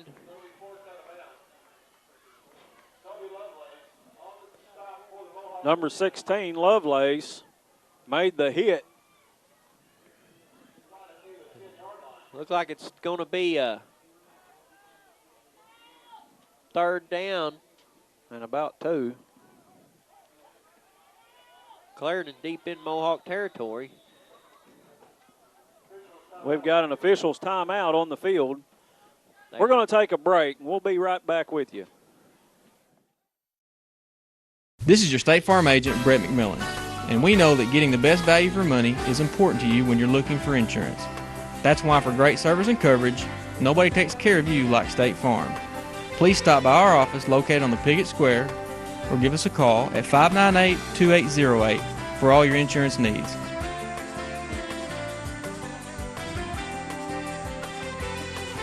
State Farm wishes the Piggott Mohawks a successful season. Yeah, it is first and 10. That's referees took a timeout, made a measure, and fed a first down. Jackson on the carry on the outside. He's going to go to the outside on the left side, try to pick up a few yards. It looks like he may have stepped out. No, he got across the end zone right before he went out of bounds. So that's a touchdown for Jamarlin Jackson for Clarendon with 2:42 go in the third quarter. That puts Clarendon up 26-19 here before the point after attempt. So that boy, he just run around all over the field, and he's making up ground every time he moves his feet. So Piggott's going to have to figure him out here. Looked like they had him figured out in that end of that second quarter and shut him down. Now he's running the ball all over the place again, picking up yardage. Here Clarendon going to go for a 2-point conversion. Snap it off to Jackson again. Looks like he's going to be short. Yeah, no good. He didn't make it. He run it right up a gut and just didn't get in, closed the hole up. Mohawks did. So that brings us 26-19 Clarendon with 2:42 to go in the third quarter. There's Eason back to kick. He puts a little squibber on the ground. The Mohawks recover it right at about the 35-yard line. Falls on it. Well, the Mohawks are going to take over first down from their own 35. Well, like I said, they just need to come back out doing what they were doing the first half and just shove it down the gut. Yeah, they'll be all right. It's been a great matchup here between these two schools. It really has. It's pretty close here so far in the going, so I think everybody should be pleased. Perkins hands off to Samples up the middle. He's still going, and he may have a first down. We'll see where they spot it. Like the rep's going to say his knee was down there about a yard short of the first yard marker. I think you're right. That's what it's going to be. 2nd and 1. But he just kept it going, and he's tucking that ball away, keeping it from coming out. That was kind of some of the problem last week was the ball come out of these runners' hands. But this week they're holding on to it pretty good here, even in these wet conditions. It looked like the rain might be letting up. As sure as I say that, it'll come back again. Yeah. Well, here we go. Mohawks back up to the line. Perkins checks his line. Under center. There is a flag. Looks like delay of game against the Mohawks. Yeah, there's been quite a few penalties tonight. Here we're seen the yellow flag fly so many times, so kind of get tired of seeing them penalties either on either side, but Mohawks have had their share of them as well. So. Well, that's going to push them back 5 yards and going to give them a 2nd down and 6. Ball's now spotted on the 39. The Mohawks hurry back up to the line. It looks like they got 3 men in the back. Hands it off to Samples right up the middle, and he could go all the way. He's going to be hit, and he's still going. He dodges one, and he takes off, and he's drugged down from behind at about the 11-yard line. I tell you what, who was that drug him down? Because he hit the ground and jumped up and caught him. Boy, he's fast. Yeah, I mean, he pulled 2 or 3 slick moves on them and had them broke away, and they chased him down. He stopped. They ran by him, and then he took off again. Well, they're going to spot it on the 13-yard line. It's going to be 1st and 10 from the 13 with 1:33 remaining in the first quarter, or the third quarter. The Mohawks back up to the line of scrimmage. Perkins under center. He pitched it to Redmond on the right side, and he's still going. He's inside the 10, maybe close to the 5. It's going to be close.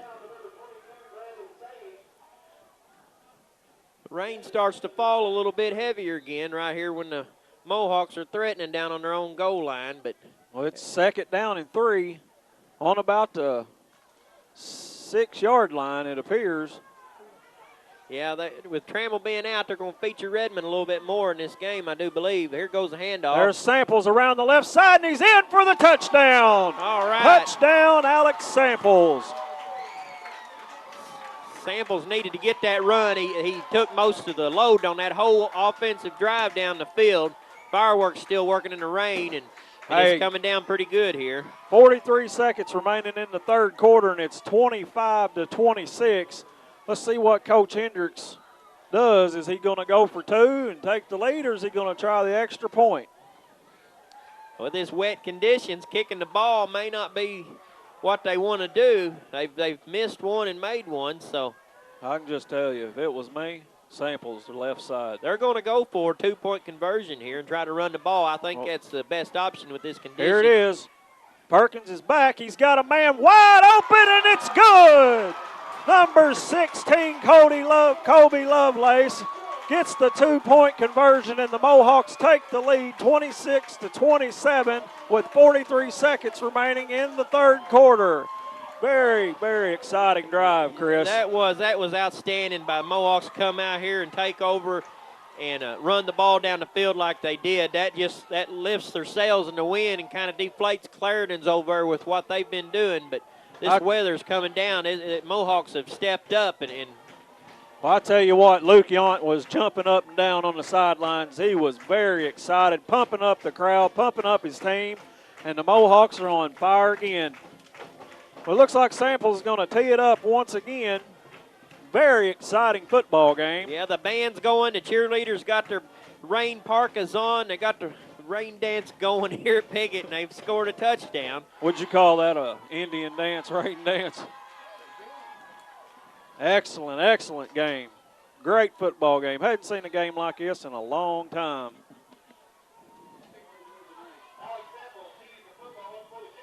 Kickoff. A ball don't do much when it's wet like that, and Clarendon recovers about on the 32-yard line. Number 85, DJ Lee on the kickoff return. Look at them cheerleaders doing them push-ups. Yeah. Yeah, they get a kick out of it. Wet pavement or not, they're going to do it, I guarantee you. Well, I'll tell you what, the Mohawks need to have a big defensive stand right here. Yeah, 40 seconds in the third quarter. Go into this fourth quarter with the lead. They stop Clarendon here and make a little bit of an offensive stand and kind of turn the tides here and make a point, make a statement of what they're coming out to do to finish this game. Well, the rain's at a real fine mist right now. Clarendon got the ball. Look like they got 9. Julian back under the center, and there's flags on the play. Clock offsides. See who jumped.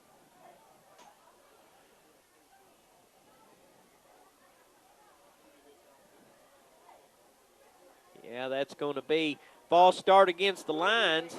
That'll back them up another 5 yards. Another big break for the Mohawks. That's what they need to, I mean, they can't help Clarendon's mistakes, but yet that's what Mohawks need to do here is try to push them back or hold them to a point anyway where they don't go down the field and take over the ball here again by the end of the fourth or end of the third quarter here and mount another offensive drive.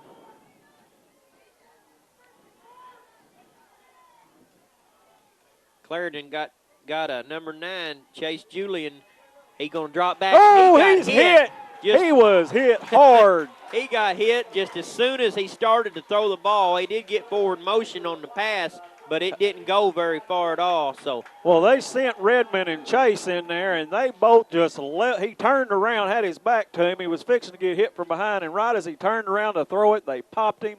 What a hit. Yeah, it did. They hit him pretty good. Looked like that old number 7 train coming down the tracks. Now they've thrown a flag right here.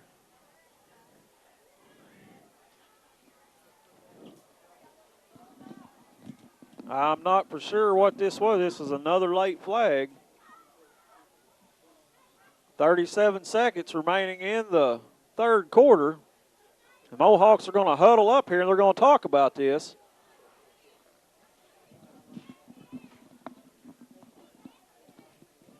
We have intentional grounding called against the Lions. That is the call. All right, everybody, we just want to let you know, too, that we're filming this game at the moment just inside our booth here, and we're kind of having to look through some of the glass windows that we have here because of the weather, and just want to let everybody know that, you know, if the video and the pictures changed at any all, we're just having to shoot this through some of the glass windows here at Parker Field to get you the rest of the game because of the weather. There he is. He's dropped for another big loss. Yeah, who drug him down? Number 54, Cord Pike. You know, on that last play, you was talking about how we had to film through the window and stuff. On that intentional grounding called against Clarendon, they lost a down on that as well. So they're looking at about a second down and probably 20. And I think now it's going to be third down. But there is another flag down out there, and it's against Clarendon, and it's been called on the sidelines, evidently on their coach. So that's going to back them up even further. That's going to be a 15-yard penalty. Going to take them down inside the 10-yard line. So they're looking at a 3rd down and, gosh, 10, 15, 50 probably. No, about 40. 30, 40 yards. Yeah, Clarendon's backing themselves up on their own account here. Still 3rd down and long. They got Julian, number 9, and quarterback back under center. He drops back a short pass. It's completed. Oh, and he's tackled on about the 1-yard line in the backfield by, I can't see very good. Well, that's the end of the 3rd quarter with Mohawks up by 1. We're going to take a short break, and we'll come back and bring you the rest of the game here in a very good situation. Thank you. At Glen St. GMC in Rector, we feel like we had the most loyal customers of any dealer around. We have families been doing business with us since 1954.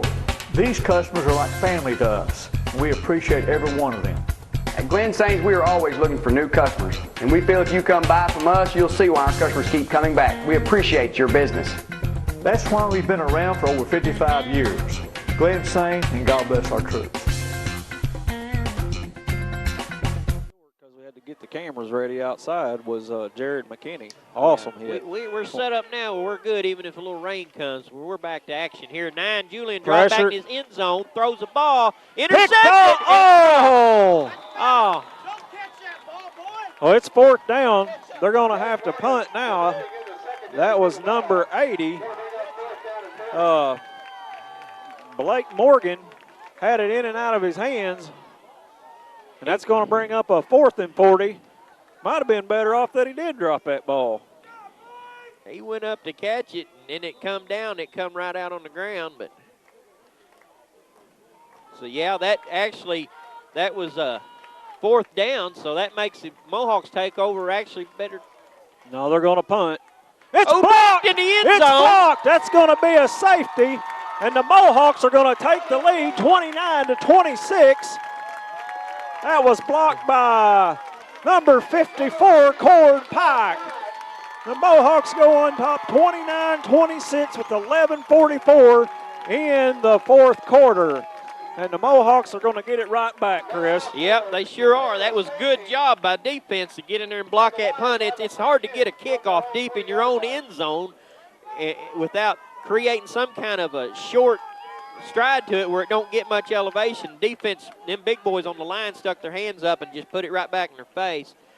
So that's a good job by Mohawks. I seen Coach Hendricks and Coach Harrell out here right before this 4th quarter started while we was changing up, and they was telling them boys what they needed to do, and he's back out there again now telling them just what they need to do to be motivated to get out here and finish this game off. Well, I tell you what, they look like they're motivated. Well, boy, they was excited when they blocked that. You know, I mean, that was big. Of course, he was all the way in the back of the end zone, and I mean, Pike just exploded through that line and got them hands in there and blocked it. And the Lions are going to have to kick off from their own 20, so the Mohawks move up. Yeah, the Lions kind of put themselves in a little bit of a predicament here that they probably wasn't expecting to be. Big defensive play by the Mohawks. You got Samples, Chase, and Coomer deep for the Mohawks. That front 5 might better be ready, because there's no telling what they're going to try. Clarendon kicks off, pretty good kick. Samples gets it at about the 35. He's over the 40. The 45, he's going to be brought down at about the 42-yard line. With 11:35 in the 4th quarter, Mohawks offense will once again take over. 1st and 10 on about the 47-yard line. Yeah, the Mohawks need to come out here now and just try to move the ball down the field in a mannerly way and eat some of this clock off and then also get some security points here, I would say. Being up by 3, they go down here and score some points. They should be in the way in the driver's seat. Perkins under center. There's a lot of movement. There's a flag. Somebody moved. I seen about 3 Clarendon lines come across the line, but I'm afraid that they're going to call that false start against the Mohawks. Well, they're going to be backed up 5 yards. It's going to bring up a 1st and 15 from about the 42 now. Well, that's just, you know, I think that's just being excited and ready to get up there on the ball and get it moving.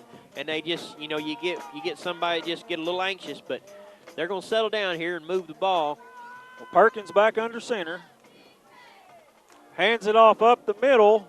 Fumble, there's a ball on the ground, but I think the play was dead. Yeah, it's whistled dead. I think that was number 22, Yount. You know that ball's got to be getting slick. That rain's going to probably have a big factor on hanging on to that ball. They better squeeze it tight. Yeah. They're going to give him one. It's going to bring up a 2nd down and about 13, 14. We'll call it 13. Perkins back under center. Pitches it out to 32, Redmond. And he's going as a good little carry there. He's going to pick up about 8 or 9. He found him a seam there up the middle, and he took advantage of it, and he got a few yards on the carry. He's going to be about 3 yards short. It's going to bring up about 3 and 3rd and 3, 10:30 in the 4th quarter.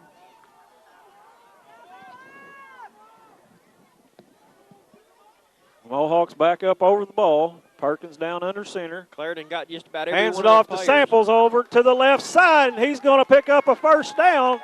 Give him about 5 yards on that carry. Clarendon's bringing their defense all up on the line, trying to keep from any type of penetration, but yet Mohawks still moved the ball pretty good there with 11 defenders just pretty near crowding the line. Yeah, they are, Chris. They're putting 10 of them up there for sure. They did that last play. Yeah. But they know Mohawks are going to try to protect that ball. They're going to try to eat up the clock. Those 4 and 5 yard carries like that, you know, that's all it takes. That's what they need to do. They need to just keep it moving the ball down the field. Perkins hands it to Chase on the right side. He's going to go up and gain about 4. He's still on his feet. Finally, they blow the whistle. Forward motion. Get him the yardage, but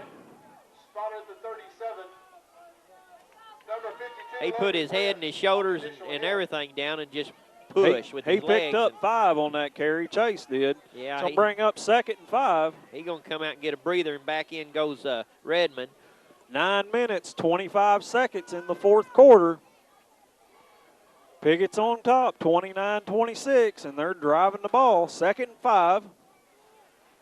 From about the 32-yard, 37. Perkins hands it off to Jan up the middle, and he's going to get another 1st down. Yeah, he knew right where he was going. There's flags again after the play. It was in. First one I seen was back in the backfield of Clarendon. The officials are talking it over, and we'll see what the call is. With Chase and unsportsmanlike conduct called against the Lions. That's going to move the chains, folks, and that's going to be a Mohawk 1st down. Yeah, we've seen a little bit of that tonight on both sides of the ball. It just these high school kids, their emotions get to them, but they're using Redmond and Yount and Chase. They're all just pounding the ball, and they're going right up the middle, and it looks like they're getting yards every time.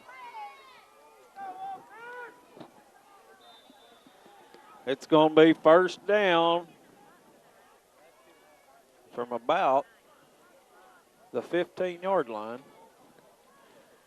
8:57 to go. Up the middle. There it goes. Samples. He's in for the touchdown. Alex Samples right up the middle from about 15 yards in for the score, but there are flags down. And they're down back in the backfield of the Mohawks. Yeah, I believe that's going to come back by the reaction they're getting from the sideline of the Mohawks, but still a good play, even though it's going to come back. These penalties is what's hurt the Mohawks this season, but still, yeah, the way they're moving the ball, I don't doubt that they don't go right back out here again and do the same thing. Touchdown is good. Well, the touchdown does count. It's sportsmanlike conduct against the Mohawks after the play, so the touchdown will stand and the penalty will be assessed on the kickoff. Well, that's great news. Hey, that puts the Mohawks up 35-26 with 8 minutes, 50 seconds remaining in the game. And that's, I mean, I might have put the cart before the horse because I thought they was going to access that penalty on that touchdown and negate it, but they give it to him. It'll be on the kickoff. They're going to go for 2. He's looking for a pass. He's got a man. He's got it caught, and it's good. Perkins to number 15 Samples, and the 2-point conversion is good. That's 11-point lead, and the Mohawks under 9 minutes to go. That's just an impressive drive by Piggott right there to go up by 11. Listen at the fireworks. Hey, you know what? Before the game and in the pregame, you kept talking about number 8 for Clarendon, how he's all over the field. Well, you know, next week we're going to be talking about Alex Samples because he's all over the field tonight. Yeah, you got that right. And excellent game by the Mohawks. The front line, awesome. The holes are there for these backs. Defense, great. Good ball game tonight. Oh, it's wonderful. I had a feeling we was going to have excitement and action tonight before we got here. And it's been a crowd pleaser. Everybody's excited and happy. And I'm fixing to tell you how many yards he had on that carry because looky there at the cheerleaders doing their push-ups again. They're doing on the wet pavement in their parkas and everything. So that's just great to see that right there for this school. Well, Samples is going to tee it up on his own 25. The penalty backed him up 15 yards. 8 minutes, 50 seconds. Another good kick by Samples. Going to be caught at the 20.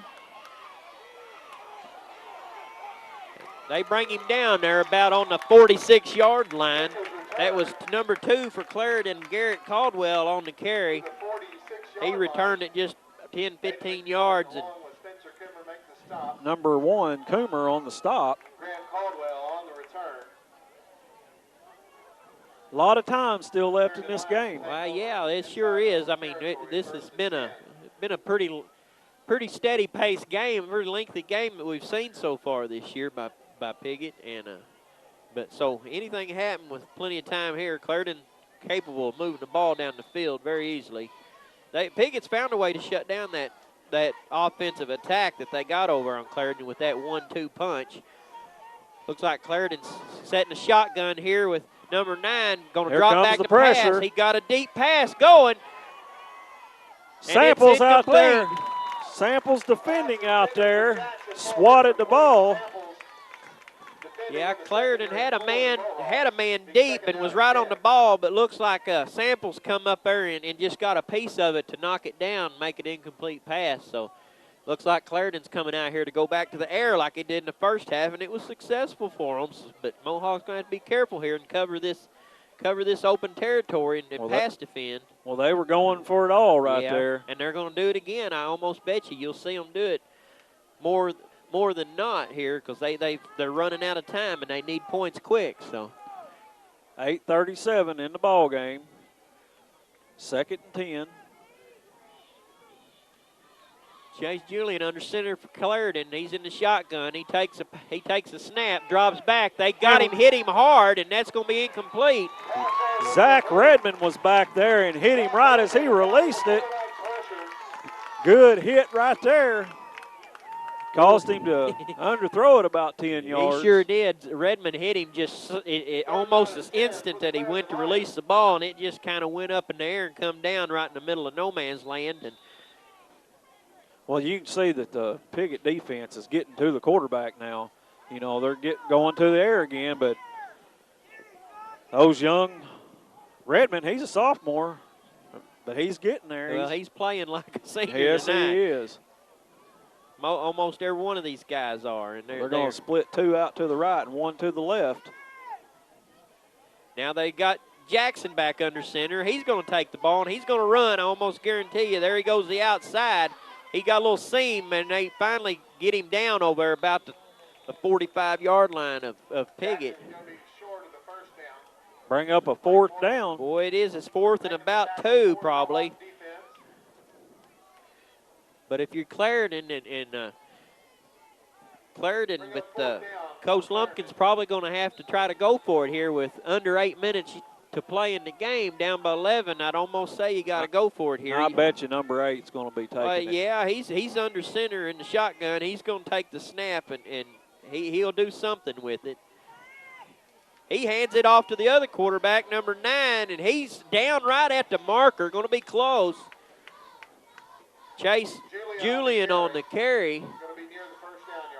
Looks like the officials' timeout. They may measure. It's right there by the sticks. It's going to be a first down. Clarendon first down, which I had a feeling of short yardage like that. They're going to run either one of those running back / quarterbacks they've got over there. That's just a big left-right punch they bring at you over there on that side. But 7:40 to go in the game, and Clarendon's moving the ball down the field. Piggott defense is trying to hold them here. Down by 11. If they can just keep them held here, they got a good opportunity. Jackson back, going to pass the ball. Now he's going to run it. Looks like Mohawks are going to drop him for a loss of about 7 yards. Who was that? He's back at the 50 now, and he's sitting there wondering again what just happened to me. They got him brought back. He run around that little juke play in the backfield, and it didn't work for him. Looked like Connor Rodri and Daniel Chandler brought him down back there. Yeah, that was Rodri on the tackle, and Rodri's had his hands in a whole bunch of stuff out here tonight. He's really stepped up and made a big stand. He's just a sophomore too. Seems like we keep hearing that, yeah. Oh, there's a penalty flag. Offsides right there. Look like, I don't know if they drawed them in or not, but looked like the Mohawks jumped, and that will be the call. So that's going to give them 5 yards back. Still bring up about a second down and probably 12. Second and 10. 5-yard penalty. Yeah, it's going to be second down and 10 on the 40, about the 49-yard line of Piggott. 6:35 remaining in the fourth quarter. Clarendon's got Jackson back under shotgun. He's going to drop back to pass. They're going to get him. They had him, and then he got free. Now he's running to the outside. Jackson got the ball, and they finally bring him down to the 40.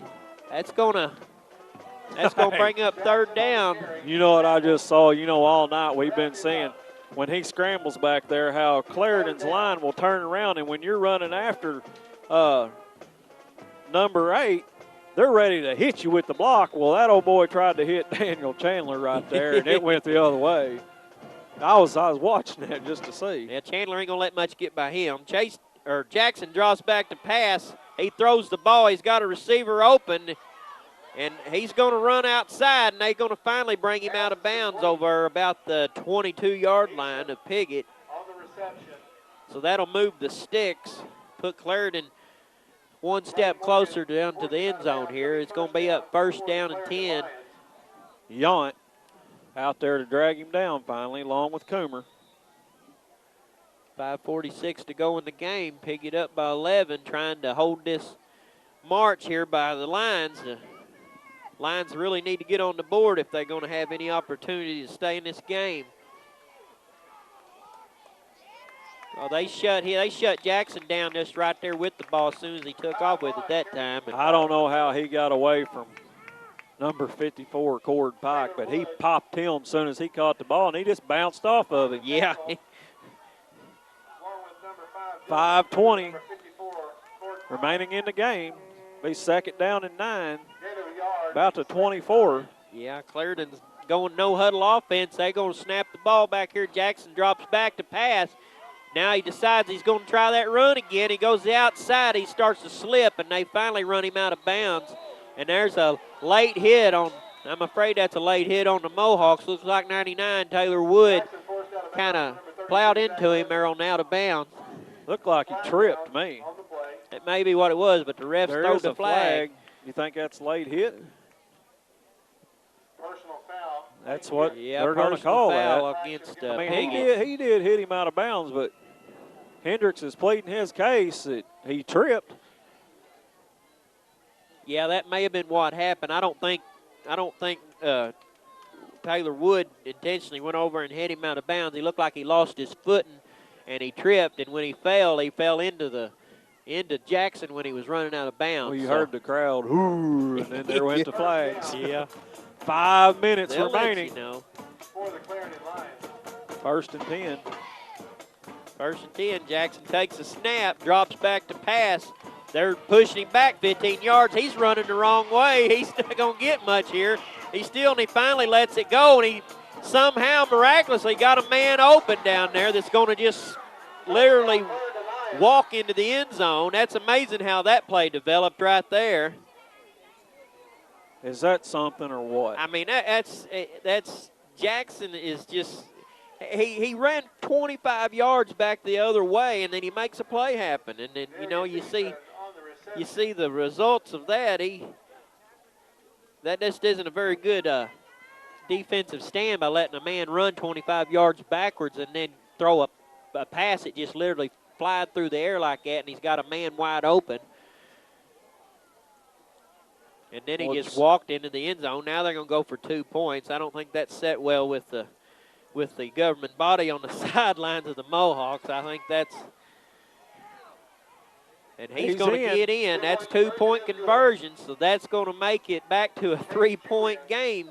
Piggott 37, Clarendon 34 with – You got a player down on the field. We've got a official timeout. And we're going to take a break.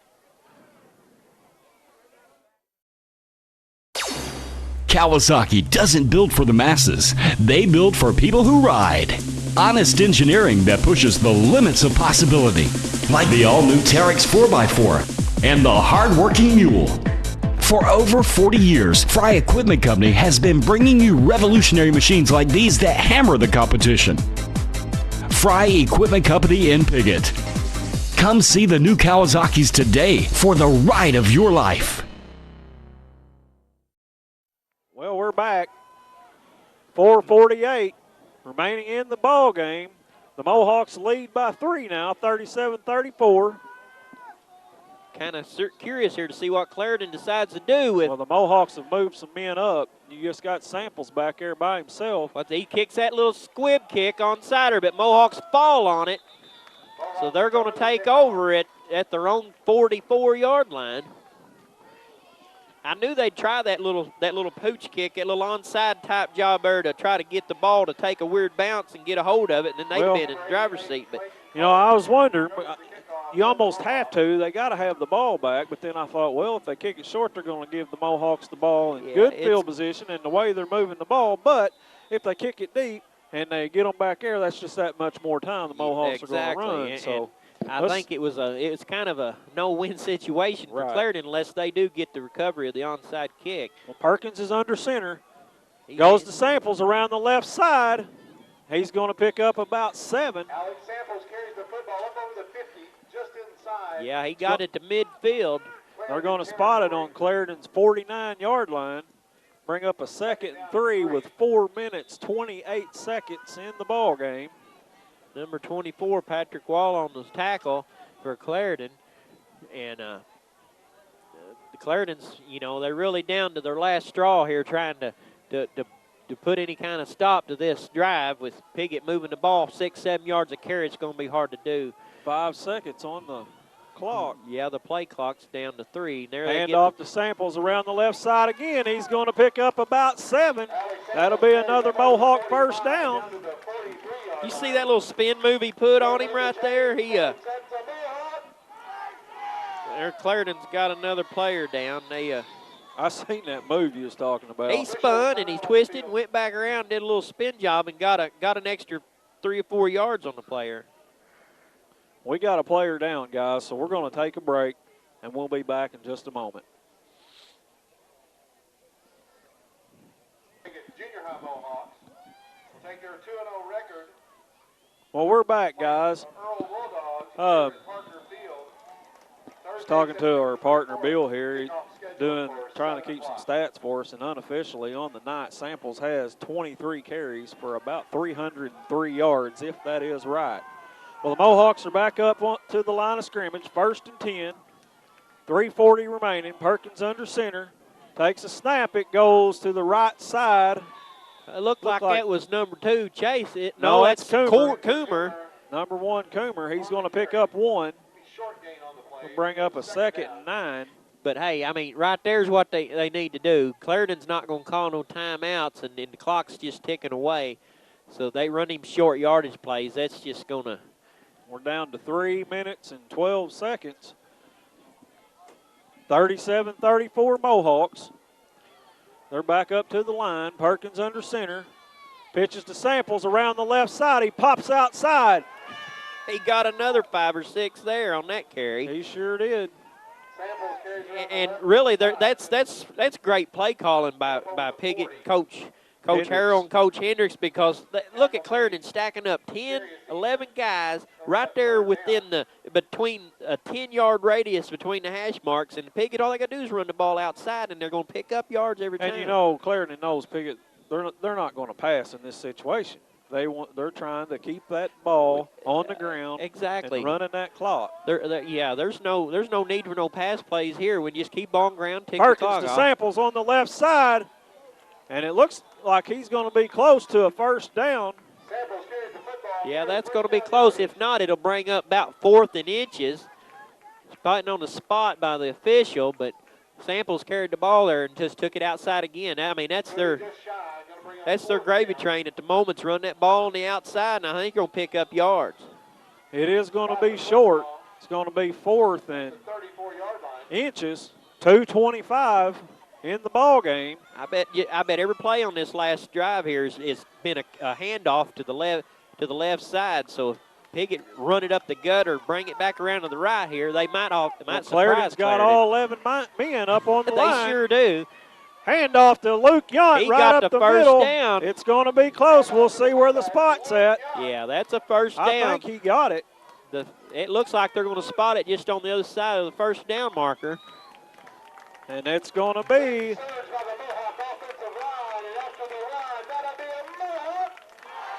and they're going to move the chains. That's a Mohawk 1st down. You bet you, and the crowd lets you Well, know they it. haven't moved. Yeah, there they go. Now they're moving. I thought they might measure there for a minute. We got 2 minutes, 5 seconds, and the clock's ticking.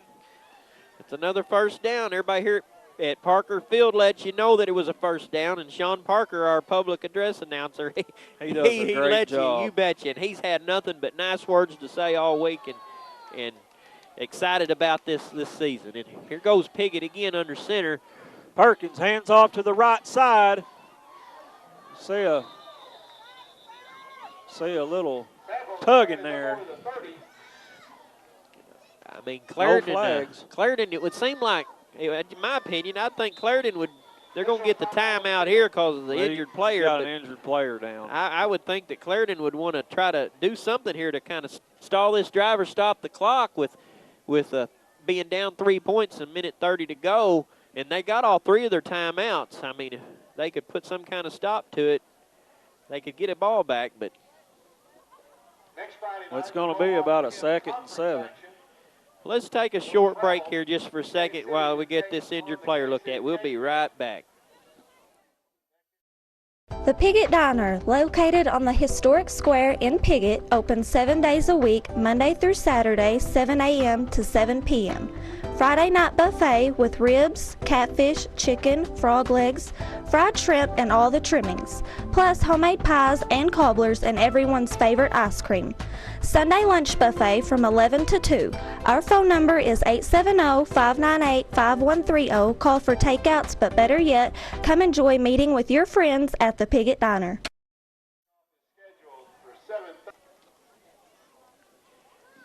We're back, and that was number 60 for Clarendon down, Michael Hughes. But he got up, and he'll be all right. Get him the sidelines. Well, the clock's ticking. The official said let her roll. There's a minute 20 seconds in the ball game. Yeah. 2nd down and 7 for the Mohawks. They come back up to the line. Perkins takes his time. Under center. And there's going to be a flag right there, and it's going to appeared to be offsides against the lines. That's going to bring up about a 2nd and 2. Yeah, I think so. I don't understand why they're not trying to put some kind of to stop the clock or put a stall to this drive. Clarendon just seems content with letting the clock tick here, being down by 3 with less. There's a minute 9 left. Minute 9 to go, and they're not trying to put any quietus on this drive for Piggott. Piggott moves the ball. Clock running. 3 yards. They're going to have first down. That's going to be the cherry on top of the cake here. Samples around the left end. He's still on his feet. He's coming back right. He turns it on. He's going to be drugged down inside the 10. We got a flag on the play right there, and there's another flag. You get a little shove from Clarendon, number 2, and that's going to take them down half the distance. Got 2 penalties right there, so it'll be half the distance and half the distance. Yeah, and that stops the clock, and that's, 39 seconds. You'd think that would be good for Clarendon as the clock stopped, but I'm afraid right now that's bad news for Clarendon, that clock stopping, because Mohawk's just going to get the ball and get a chance to run another play, because the clock was ticking, and it might have been ran out before they got one more play off, but now Piggott's got an opportunity to punch it in here from. Chris, Clarendon's played a good ball game tonight, too. Oh, yeah. Every game they've played this year's been good. Every game they've played's been very close within the touchdown. So, and another one here tonight at Piggott. So, 37-34 and 39 seconds to go on the clock. After the run, after the penalty. That's going to be a first and goal. Another big first down for Mohawks right there on their own. Looks like about 2-yard line. Yeah, they're going to have the ball right there on the goal line of Clarendon. Yeah, it's on about the 1 or 2 yard line. And I won't be surprised if they'll put the ball in Samples' hands again and let him run the ball. I think he could sneeze and get a touchdown right here on this play. They're just that close. And you called it. Samples, look at him. He's right in there. He's in there, untouched for the touchdown. That right there, that has to put a smile on his face and his parents' face and this whole school, because he just capped off a night that is kind of hard to match by anybody here in Piggott in a long time. 43-34 is the score with 33 seconds remaining in the ball game. This kid tonight's impressed a lot of people, myself. Well, look at him. Don't even look like he's breathing hard. He's got big shoulders tonight because he has carried a load. And I tell you, he ought to be proud. Everybody be proud of him for doing what he's done tonight. This is just remarkable, and people be talking about this in today's to come. Mohawks are going to go for 2. There's another flag. I bet that's the 63rd flag we've seen tonight here at Piggott. Them things are flying like birds in the wind up here in this storm. It's going to be offsides, I believe, was the call against the Mohawks. That is the call. It's going to back them up 5. And, you would think by now the Mohawks would have the ball in their hands, but they still got the ball. Here it is. Sure do. Still going at it to the last drop here at Piggott. Up by 9 with 30 seconds. The Mohawks are going to go for 2. About the 8-7 yard line. Perkins back to pass. He's got a man. He's got it. It's good. He caught it. Hey, look at there. Is that number 80? No, I think that's number, look like number 10 to me. I'm looking. It's hard to tell. That is number 80. Yeah, that's you're Blake right. Morgan. Nice catch. The ball was perfectly thrown out there. The defender jumped and it just barely went over his fingertips, and Morgan come down with it for the 2-point conversion. Two guys on him. It looked like it was going to sail a little, but he come up and made the catch. Morgan's a tall boy, and he just stuck his arm up there, and it stuck in his hand. He come down with it. That's just remarkable how these things have played out for Piggott here in late going. Well, I'll tell you, that pushes the score 45-34 with 33 seconds remaining in the ball game. Samples, he is going to go back out there and kick it off for the Mohawks. I guess he's got the S on his chest tonight. He's just doing what he needs to do here. This is pretty cool to watch. Tremendous athlete. And, he probably wouldn't take credit for nothing. No, it's his teammates is That's what right. he'll tell you has got him. That's one thing about the Mohawks. They play as a team. Well, here we go. Good kick by Samples. They're going to take it at about the 11. It's number 2. There's flags down once again. He's going to be brought down by number 68 and number 52. 68 is Hayden Reisinger, and 52 is Jacob Massey. They just throwed another flag on Clarendon. I think another unsportsmanlike penalty, and a third flag flies now. Clarendon is getting the penalties excess. The refs just threw 2 flags after the play was called, and I believe the refs are having to tell these players, just control your emotions. Let's get this thing over with. Legal block below the waist. Unsportsmanlike conduct. 2 unsportsmanlike conducts and an illegal block on Clarendon. 3 penalties in a row stacked on top of each other. That might back them up to the street out here if they keep getting them piled on. But it's just it's emotion. These kids they're still young, and it's just emotion, and they hung tough. Both sides did, and sometimes that emotion shows, but that's just part of it, but they'll learn from their mistakes and come back out here, and they'll be sportsmen again next week, and they've done a remarkable job even on both sides of the field. You got to give Clarendon and Coach Lumpkin and his staff a hand for what they've done. They come out here and hung tough, and they still have. 26 seconds to go and you down by 11. It might not look so good on paper, but hey, everybody's done a good job here tonight, and Piggott's just blowed the top off the bottle right here on this game. I don't know what the stats are on offense tonight for Piggott, but it's a bunch. Well, yeah, it'll take. They'll have to have 3 sheets of paper to write them all down on tonight. They're going to put Redmond back deep for the Mohawks to defend. Pressure's on. He comes through. He's going to. Jackson, he's juking around in there. He's doing that move again. He finally gets brought down. And Daniel Chandler brings him down along with Hayden McMillan. And the clock's down to 6 seconds. That may do it. I don't think they'll get another play off. We've got a timeout. They call a timeout here, and I believe somebody has with 5 seconds to go in the game. Looks like Clarendon's going to call the timeout. Clarendon calls their first timeout of the second half with 5 seconds to go in the game, down by 4. Down by 11. It's 45-34. And Clarendon decides to call their first timeout of the game, so they're just trying to collect their thoughts and get this thing done. Mohawks, they come out here, and I could see by the way they were acting their emotions here about 10 minutes to go here in this fourth quarter. You could tell that they just wanted to finish. They finished this game and finished it strong. They've had a couple of bad, not really bad. I shouldn't say bad, but they've just had some unfortunate games the first 2 games of the year and come up a little short. And which now they were going to finish. They were playing much larger schools. Yeah, you're exactly right. And, hey, it's good to play bigger schools like that and get you ready for conference play. Tonight is the first. Is this the first conference game, or is this the last non-conference? Now, this is the last non-conference. Clarendon's just they're a 6-2A school, but pretty evenly matched. I would say with Piggott. So good job, good test for Piggott here to start conference play next week at Cape City. This should be the final play.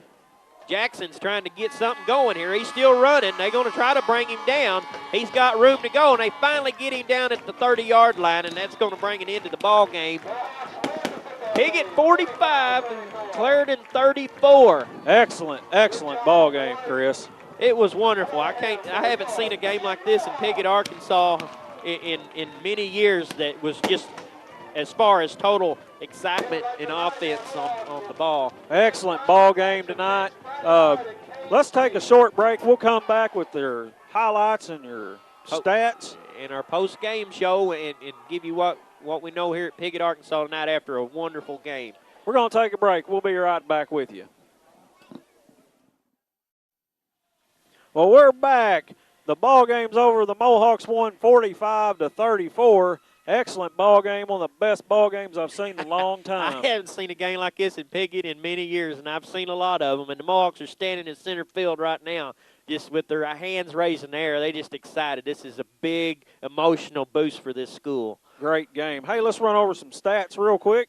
Got Redmond 2 carries for 17 yards. Got Yount 4 carries for 18 yards. Trammell had 3 for 14. Coomer had 3 carries for 6 yards. Chase had 5 carries for 20 yards, and unbelievable 31 carries for Samples for 339 yards unofficially.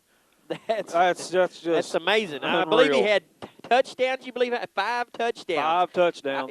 If that's right, that's amazing. 300+ yards and 5 touchdowns for one running back in this game. I mean, that's something that somebody's going to want to look at and can't believe that it happened. You know, in Piggott, Arkansas, or the state of Arkansas. Hey, I can promise you, there'll be a lot of people watching YHC Tuesday night on Channel 21.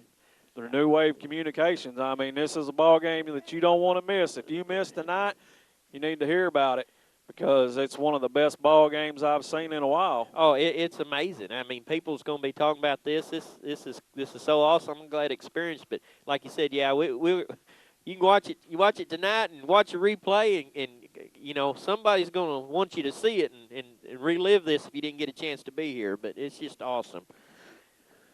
And you know, we just thank everybody for tuning in and watching. And without our sponsors, we need to thank every one of them for coming out and being a part of this, because without this, we wouldn't be able to do this and bring this excitement to this town. You know, before we talk about our sponsors, I want to mention Corey Martin, Bill Hampton, and old Tyler over here. Yeah, Tyler Wagner. Appreciate you guys coming tonight.